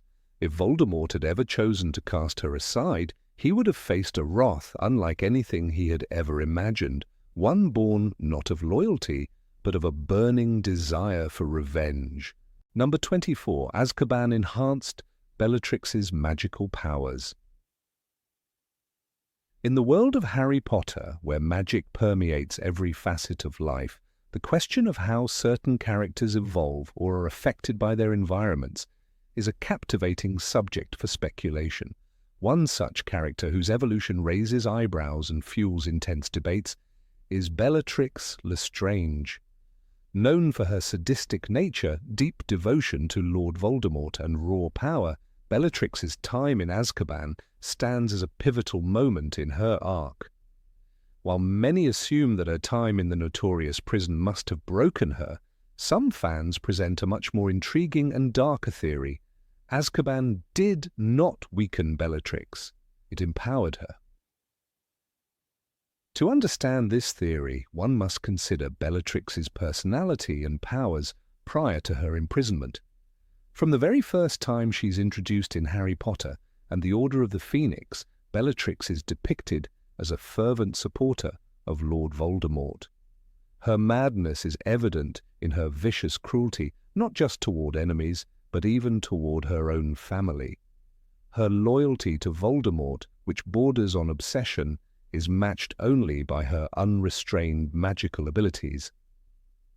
Bellatrix's most iconic moment, the torture of Alice and Frank Longbottom, demonstrated her terrifying talent in the dark arts. Yet, when she is imprisoned for this act, few could imagine that she would return stronger than ever. The theory suggests that Bellatrix's time in Azkaban did not break her spirit, as it might have done for most other prisoners. The Azkaban prison is known to be a place where the Dementors feed on the despair and misery of those trapped within its walls. The Dementors drain the souls of their victims, leaving them hollow and despairing, often leaving prisoners mentally broken or physically weak. But Bellatrix, unlike most, possessed an inner darkness that made her uniquely resilient to the Dementors' oppressive effects. Instead of succumbing to despair, Bellatrix channeled the intense emotions that the Dementors stirred in her: rage, sorrow, and an insatiable thirst for vengeance. A crucial element in this theory is the idea that Bellatrix did not simply survive Azkaban, she learned to thrive in it. The pain, the torment, and the isolation she endured became tools she could wield. Bellatrix had always been a character driven by intense emotions, but it was in Azkaban where she truly learned how to harness them. As the Dementors fed on her fear and desperation, they likely fueled the fire of her anger rather than extinguishing it. In her mind, the overwhelming suffering she experienced only reinforced her devotion to Voldemort and intensified her hatred for anyone who stood against him, particularly the members of the Order of the Phoenix. It's here that the story of Bellatrix's resurgence becomes one of empowerment through suffering. During her time in Azkaban, her mind, like her magic, was twisted and honed. The combination of her already formidable magical talent and the dark emotions cultivated in the prison gave her a new kind of power, an intensity that no other wizard or witch could match. Unlike many prisoners who withered under the pressure, Bellatrix's cruel nature made her an anomaly. Her hatred became a force, a driving motivator that allowed her to tap into a deeper, more dangerous well of magical strength. The words of Harry Potter's mentor, Albus Dumbledore, might ring true here. You must be the one to decide whether to use your power for good or evil. Bellatrix's decision was already made. She would use her suffering as fuel for dark magic. When Bellatrix finally emerged from Azkaban, she was not the broken woman many would have expected. Instead, she was more formidable than ever before, filled with a renewed sense of purpose. The time in the prison had changed her, yes, but it had not crushed her. It had forged her into something more dangerous, something relentless. This transformation wasn't merely about her desire for vengeance. It was the strength she drew from her time in the prison, where every painful moment became an opportunity to grow more powerful. It was not the kind of power one gains from studying magic or learning spells. It was the kind of power born from the depths of one's psyche, from the darkest corners of the soul. Bellatrix's magic, as seen when she escaped Azkaban and rejoined Voldemort, was not only more potent, but it was also far more unpredictable. Her wild and unrestrained magic reflected the chaos within her mind. In Harry Potter and the Half-Blood Prince, when Bellatrix and her fellow Death Eaters raid the burrow, Bellatrix's magic is described as ferocious and untamed. Her attack on the Weasleys is a testament to the raw, unfiltered power that now radiates from her. Even the likes of Narcissa Malfoy and other Death Eaters, who had long been loyal to Voldemort, feared the intensity of Bellatrix's outbursts.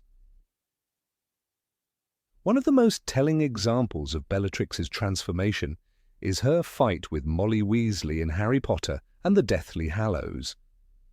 During their battle, it becomes clear that Bellatrix is no longer simply an ordinary witch. She is a living embodiment of madness and raw power. When she kills Tonks, her cruelty is horrifying, but there is something more than mere malice in her actions. It is the deliberate, calculated release of all the pent-up fury she had cultivated in Azkaban. This is not the Bellatrix of the past. This is a Bellatrix whose strength comes from the deepest, most painful parts of her soul, and it makes her unstoppable. The connection between Bellatrix's time in Azkaban and her magic can be linked to a broader theme in the Harry Potter series, the relationship between emotion and magic. Throughout the series, we see that powerful emotions, love, anger, fear, are often catalysts for magic. The most notable example is Harry's connection to Lord Voldemort. Harry's love for his friends and family was the magic that ultimately defeated Voldemort. For Bellatrix, however, it was anger and hatred that fueled her power. While many other prisoners of Azkaban were drained of their vitality, Bellatrix was able to channel the emotions that the Dementors sought to drain from her, using them to enhance her magic. Another significant point is how Bellatrix's relationship with Voldemort is impacted by her time in Azkaban. It could be argued that her loyalty to him was only strengthened by her suffering. In her mind, Voldemort was the only one who understood her. He was the only one who recognized the value of her raw, unchecked power. He did not see the weakness that others might have seen in her. Instead, he saw a weapon, a tool to further his dark ambitions. It was her suffering in Azkaban that made her even more fiercely devoted to him, and her escape from the prison was not just a return to Voldemort, it was a declaration that she was not broken. She was stronger than ever, and she would serve him until the very end. Bellatrix's journey from Azkaban to the battlefields of the wizarding world also reflects the larger theme of redemption, or lack thereof, in the Harry Potter series. Unlike many other characters who seek redemption after falling from grace, Bellatrix never sought to redeem herself. She embraced the darkness within her, and that darkness became her strength. Her time in Azkaban, rather than diminishing her, allowed her to embrace her role as one of Voldemort's most loyal and powerful followers. Her magic was not the product of study or discipline, but of an emotional explosion that had been carefully cultivated in the cold, dark halls of Azkaban. Thus, Bellatrix's transformation in Azkaban is not one of weakness, but of profound strength. Instead of the prison breaking her, it allowed her to become something far more dangerous, a witch whose magic was fueled by her rage, her sorrow, and her unwavering desire for revenge. This dark empowerment explains why, when she reappears in the wizarding world, she is not the same Bellatrix who was imprisoned years before. She is a woman who has learned how to channel the pain of her past into a formidable force, and it is this strength that makes her one of the most fearsome Death Eaters in Voldemort's service. Number 25. Bellatrix wore an artifact that protected her from most spells. In the world of Harry Potter, many characters hold secrets and mysteries that fascinate fans, but none are quite as enigmatic as Bellatrix Lestrange. A fierce and fanatical follower of Voldemort, she stands out not only because of her ruthless devotion, but also because of her incredible resilience in duels. Unlike many other Death Eaters, Bellatrix seems to be nearly invincible when faced with spells that would bring down any other witch or wizard. Fans have long speculated about the source of her formidable strength in combat, and one particularly intriguing fan theory revolves around an ancient artifact that could explain her unusual resistance to magic, a protective object, possibly a ring, amulet, or brooch passed down through the Black family. Throughout the series, Bellatrix is depicted as a highly skilled witch, particularly in the art of dueling.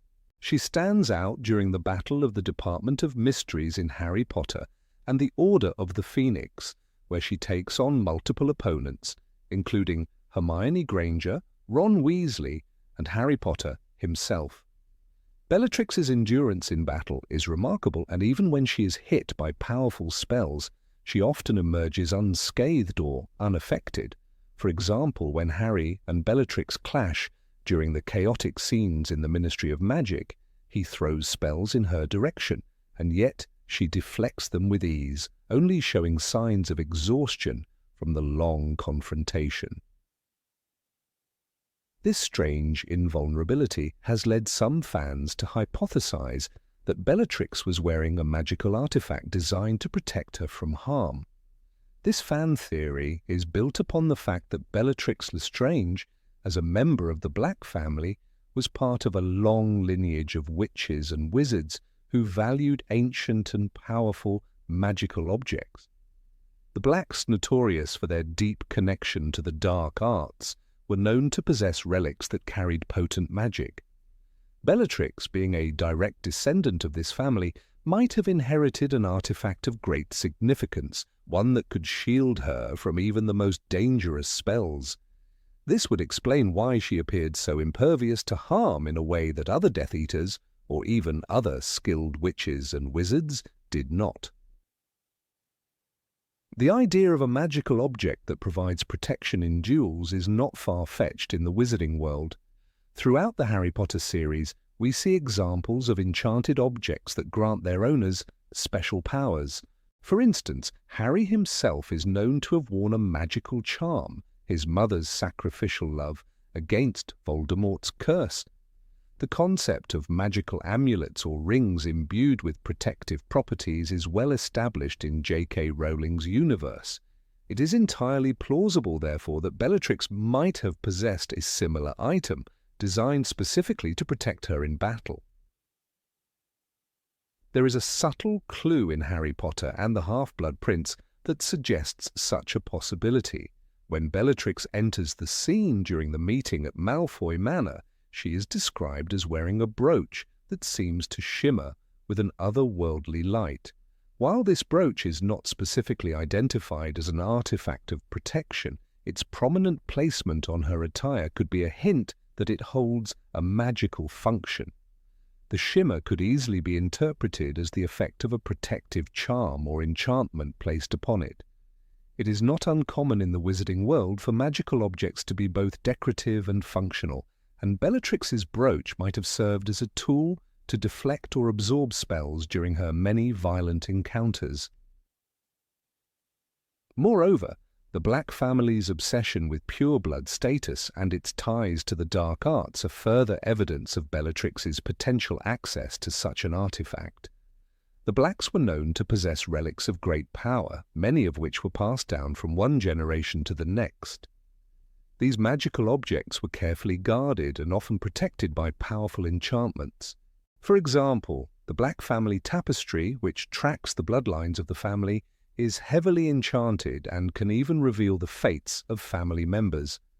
Given this history, it is entirely believable that an artifact passed down through the family could serve a specific protective function, especially for a witch like Bellatrix, who was constantly engaged in dark and dangerous battles. The use of magical protection is particularly relevant in the context of Bellatrix's actions during the Second Wizarding War. In Harry Potter and the Deathly Hallows, she fights in the final battle at Hogwarts, once again showing her prowess in combat. Her unshaken resolve and seeming invulnerability make her a terrifying opponent for the heroes. She seems to shrug off hits that would incapacitate others, including a blast from a curse that lands near her. This is in stark contrast to characters like Draco Malfoy, whose hesitancy and lack of experience make him far more vulnerable.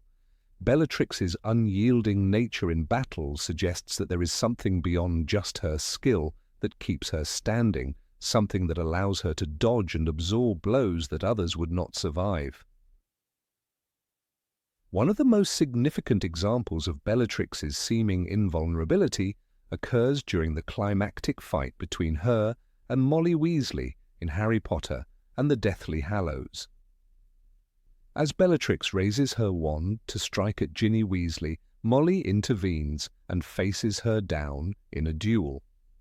In a shocking turn of events, it is Molly who defeats Bellatrix, but not before Bellatrix has been seen to withstand several powerful curses. This moment is pivotal, as it shows that Bellatrix, despite her power and resilience, is not invincible. Yet the fact that she could withstand so much punishment throughout the books suggests that the possibility of a protective artifact is worth considering. The theory that Bellatrix's artifact could have been linked to the Black family's involvement in dark magic is also supported by the history of the family. Walburga Black, Bellatrix's mother, was an ardent supporter of Voldemort and his dark ideology, and it is entirely possible that she, along with other members of the family, sought out magical objects that would aid them in the war against Muggleborns and the fight to maintain pure blood supremacy. The Black family's obsession with blood purity could have led them to seek out rare, magical items that would protect their own, ensuring their survival in a world that was increasingly hostile to their ideals. One must also consider the role of the Dark Lord himself in Bellatrix's magical prowess. Voldemort was not only a powerful wizard, but also one with a keen interest in magical objects of power. He was known to be obsessed with Horcruxes, and it is conceivable that he would have aided Bellatrix in acquiring such a relic for her protection. As one of his most trusted and fanatical followers, Bellatrix would have been a valuable asset in his war against Harry Potter and his allies. Providing her with an artifact of immense power would ensure that she could continue to serve him effectively, remaining an untouchable force on the battlefield. Finally, there is a thematic element to the theory that Bellatrix might have worn such an artifact. Bellatrix, like many of the most powerful witches and wizards in the series, is defined by her obsession with control and power. She thrives in the chaos of battle, and her success in duels serves as a testament to her unyielding desire to remain on top. An artifact that grants her protection in these duels would align perfectly with her character's motivations. She does not just want to win, She wants to be invincible, to remain untouchable, and to dominate every situation in which she finds herself. It is fitting, then, that she might have sought out such a powerful artifact to ensure her place as one of Voldemort's most trusted followers. Bellatrix. Lestrange's seemingly invulnerable nature has long been a source of intrigue and fascination for fans of the Harry Potter series. Whether she wore an artifact to protect her from harm, or whether her survival in battle can be attributed solely to her skill and devotion to the Dark Lord, one thing is certain: Bellatrix's magical prowess remains one of the most captivating mysteries of the wizarding world. The idea of an ancient, hidden artifact passed down through the Black family line adds another layer to her character, offering a plausible explanation for her almost supernatural resilience in the face of powerful spells. Number 26. Bellatrix suffered from a curse that made her lose her mind. Bellatrix Lestrange is one of the most iconic and terrifying characters in the Harry Potter series, but her behavior has long been a subject of debate. Fans have speculated about many reasons for her madness, with some suggesting that Bellatrix wasn't always insane. A prevailing theory among certain corners of the fan community is that she may have been cursed, slowly losing her sanity due to a magical affliction.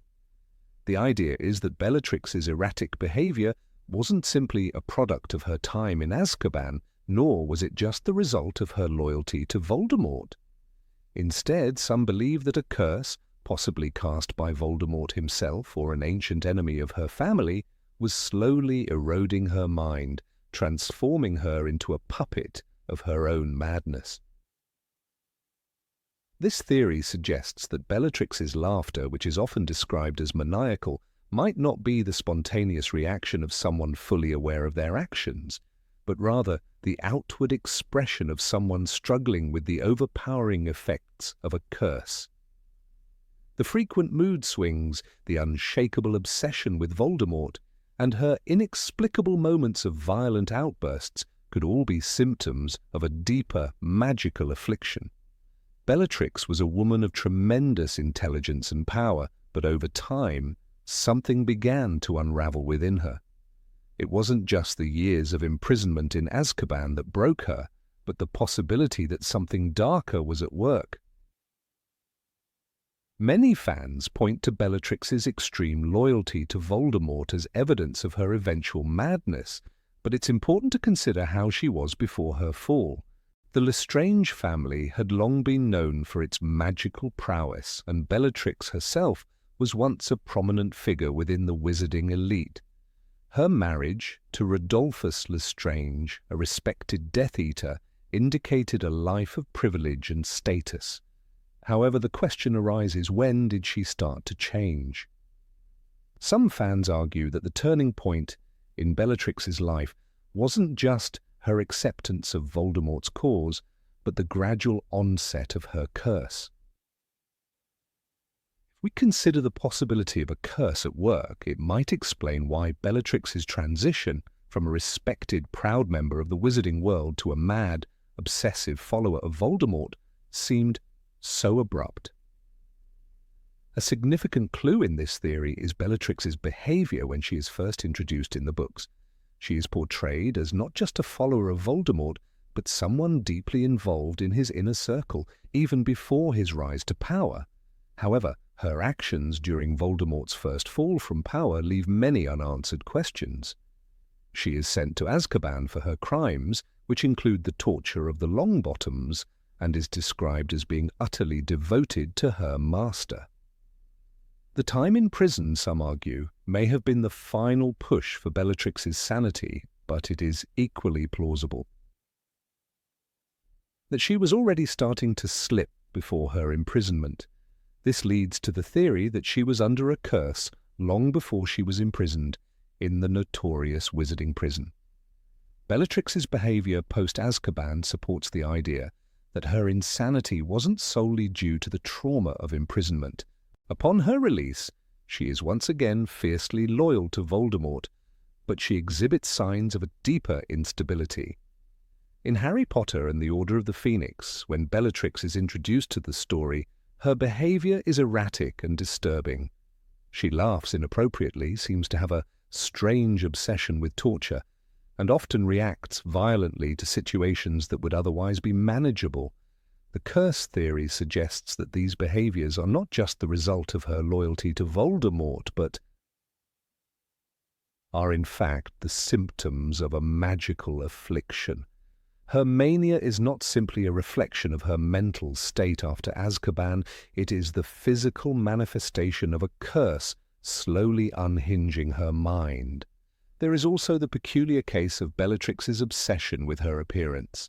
In Harry Potter and the Half-Blood Prince, Bellatrix is described as wearing extravagant and darkly regal clothing, yet her appearance is often described as disheveled and unkempt. The contrast between her regal attire and her disheveled demeanor could be interpreted as a visual representation of her internal struggle, as the curse begins to distort her perception of reality. The moments of sudden violence, particularly her tendency to lash out with ruthless aggression, might then be viewed as involuntary reactions, triggered by the magical forces that plague her. Her obsession with her looks and her reckless behavior are not just the effects of her devotion to Voldemort, but could be the result of the curse that she is slowly succumbing to. Bellatrix's reaction to the downfall of Voldemort is another telling sign of her deteriorating state. When Voldemort returns, Bellatrix is ecstatic, but there is an intensity to her devotion that borders on obsession, even madness. Her worship of Voldemort seems to go beyond simple loyalty. She is consumed by the idea of serving him and achieving his goals, to the point where she is willing to go to extreme lengths to please him. Her irrational behavior, including her tendency to laugh maniacally at inappropriate moments, suggests that there is more than just fanatical devotion at play. It is as though Bellatrix has become completely detached from reality, her mind warped by the curse that is slowly unraveling her sanity. Another interesting aspect of this theory is the connection between Bellatrix and her family. The Lestranges were known to be a powerful and wealthy family, and Bellatrix's transformation into a crazed follower of Voldemort stands in sharp contrast to her aristocratic upbringing. The curse theory suggests that there could have been a darker force at work, possibly one that predated Bellatrix's involvement with Voldemort. It's possible that the curse was cast upon the Lestrange family line, perhaps as a result of an ancient feud or dark magical ritual. If such a curse existed, it would explain why Bellatrix was so easily manipulated by Voldemort's promises of power.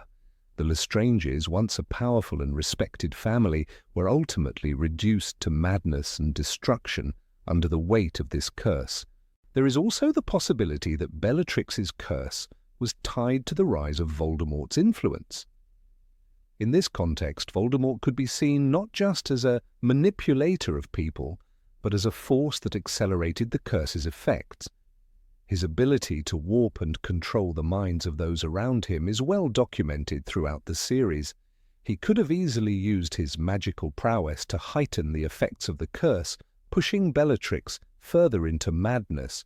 By tying her fate to his own dark ambitions, Voldemort could have ensured that Bellatrix would be his most loyal and ultimately his most unstable follower. The most telling example of Bellatrix's descent into madness can be seen in her final moments in Harry Potter and the Deathly Hallows. In the final battle at Hogwarts, Bellatrix's erratic behavior reaches its peak. She is obsessed with fighting Hermione, displaying an almost manic desire to prove her superiority. Her irrationality is so intense that it seems as though she is no longer fully in control of her actions.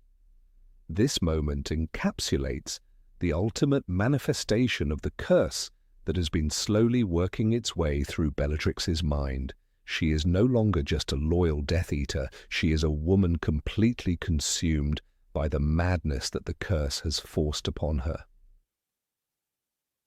While Bellatrix Lestrange's descent into madness is often attributed to her time in Azkaban and her intense loyalty to Voldemort, the idea that a curse was responsible for her transformation offers a new and compelling explanation.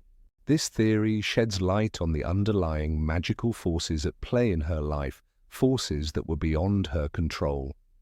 Bellatrix was not merely a victim of circumstance, she was a victim of magic itself, slowly unraveling as the curse took hold of her.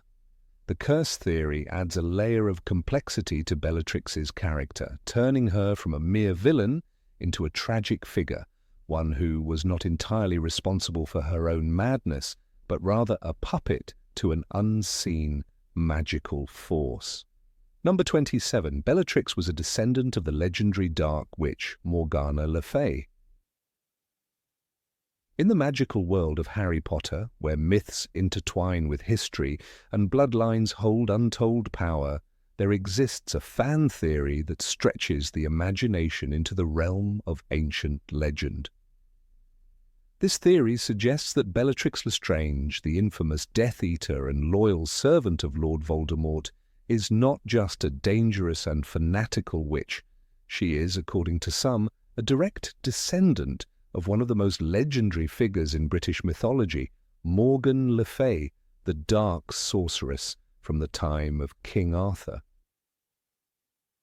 The connection between Bellatrix Lestrange and Morgan Le Fay is not simply drawn from the mystical world of magic. It is rooted in the ancient bloodlines of the wizarding world, specifically the Blacks, a family known for their deep and complex ties to both light and dark magic. Bellatrix, born into the Black family, could very well be the last living heir of Morgan Le Fay herself.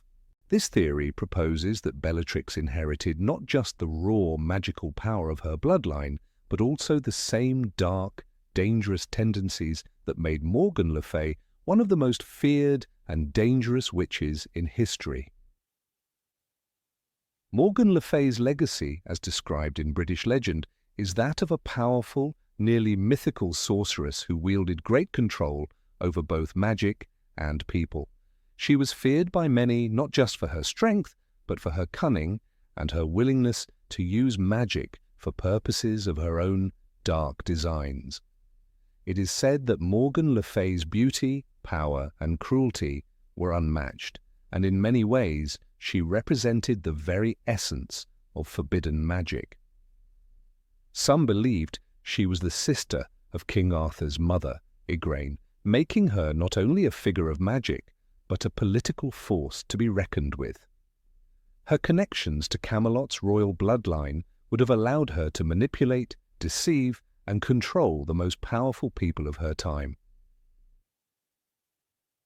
Fast forward to the wizarding world of the 20th century, and we find Bellatrix Lestrange, whose obsession with power, cruelty, and dark magic mirrors Morgan Le Fay's own reign of terror.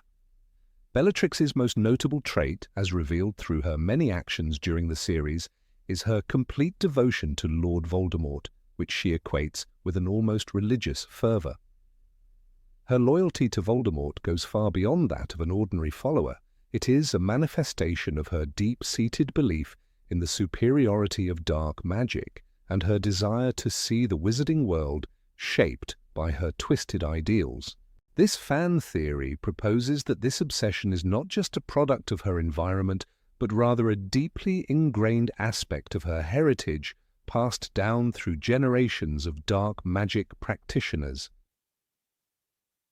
The Black family, to which Bellatrix belongs, is one of the most powerful and ancient families in the wizarding world. The family tree is littered with names of witches and wizards who have aligned themselves with dark magic, from Regulus Black, who turned against Voldemort, to the many other members who supported the Dark Lord's rise to power. However, it is the family's connection to ancient magical bloodlines that makes this theory even more intriguing. The Blacks were known to have an affinity for old magic, the kind of magic that predated the modern wizarding world. It is believed that the Black family's roots can be traced back to some of the oldest magical lineages in history, possibly even to figures like Morgan Le Fay herself. One of the most compelling aspects of this theory is the connection between Bellatrix's family and the ancient forbidden magic that Morgan Le Fay is said to have wielded. Morgan Le Fay's magic was considered so powerful and dangerous that it was often hidden from the general public. She was said to possess knowledge of dark spells and charms that could manipulate life and death, allowing her to control fate itself. This kind of power was not simply a product of her magical ability, but was deeply intertwined with her bloodline, her heritage. The theory suggests that Bellatrix, as a direct descendant of Morgan Le Fay, inherited not just her magical abilities, but also her inclination towards dark magic and her obsession with immortality and power.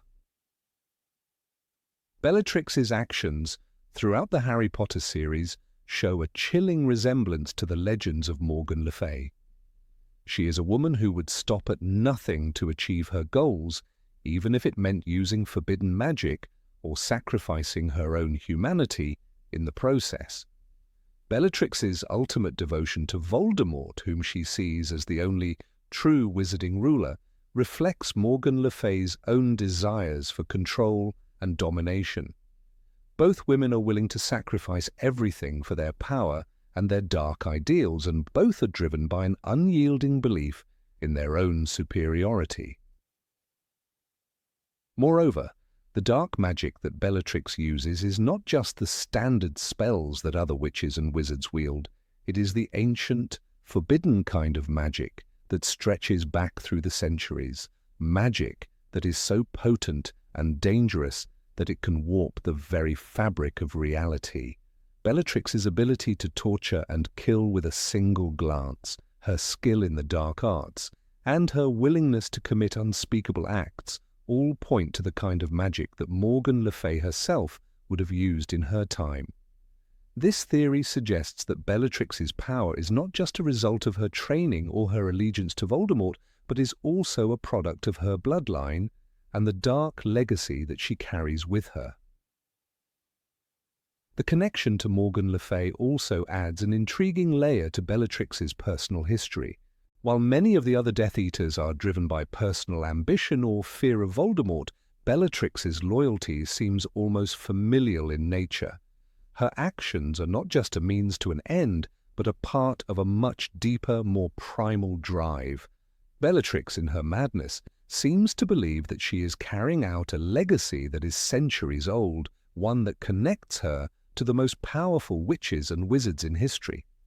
She is not just a follower of Voldemort, she is a torchbearer of an ancient and dark tradition, one that she believes is her birthright. Another aspect of the theory involves Bellatrix's violent, almost obsessive behavior. It is clear that she does not care for the lives of others, and this disregard for human life aligns with Morgan Le Fay's reputation as a cold, calculating sorceress. Morgan Le Fay, in many of the legends, was willing to manipulate, betray, and destroy those around her to achieve her goals. Bellatrix, too, shows no hesitation in her cruelty, and her actions seem motivated by a desire to perpetuate her bloodline's dominance over the wizarding world. In many ways, the theory of Bellatrix being a descendant of Morgan Le Fay explains much of her behavior. It is not merely a question of choice or circumstance, it is in her blood, a legacy that compels her to embrace the darkness that runs through her veins. The theory also suggests that Bellatrix's madness is not just the result of her environment, but is instead a manifestation of a deeper, ancient influence.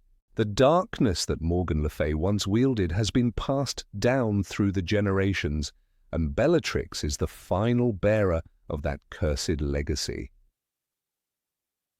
If Bellatrix is indeed a descendant of Morgan Le Fay, it would make her one of the most dangerous witches of all time. She would not just be a follower of Voldemort or a member of the Death Eaters, she would be the living embodiment of an ancient power, a force that has been growing in strength and malice for centuries.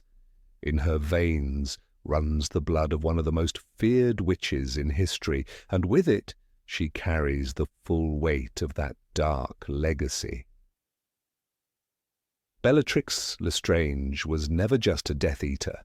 She was a woman born into a world of magic, bloodlines and dark powers that reached back through the ages.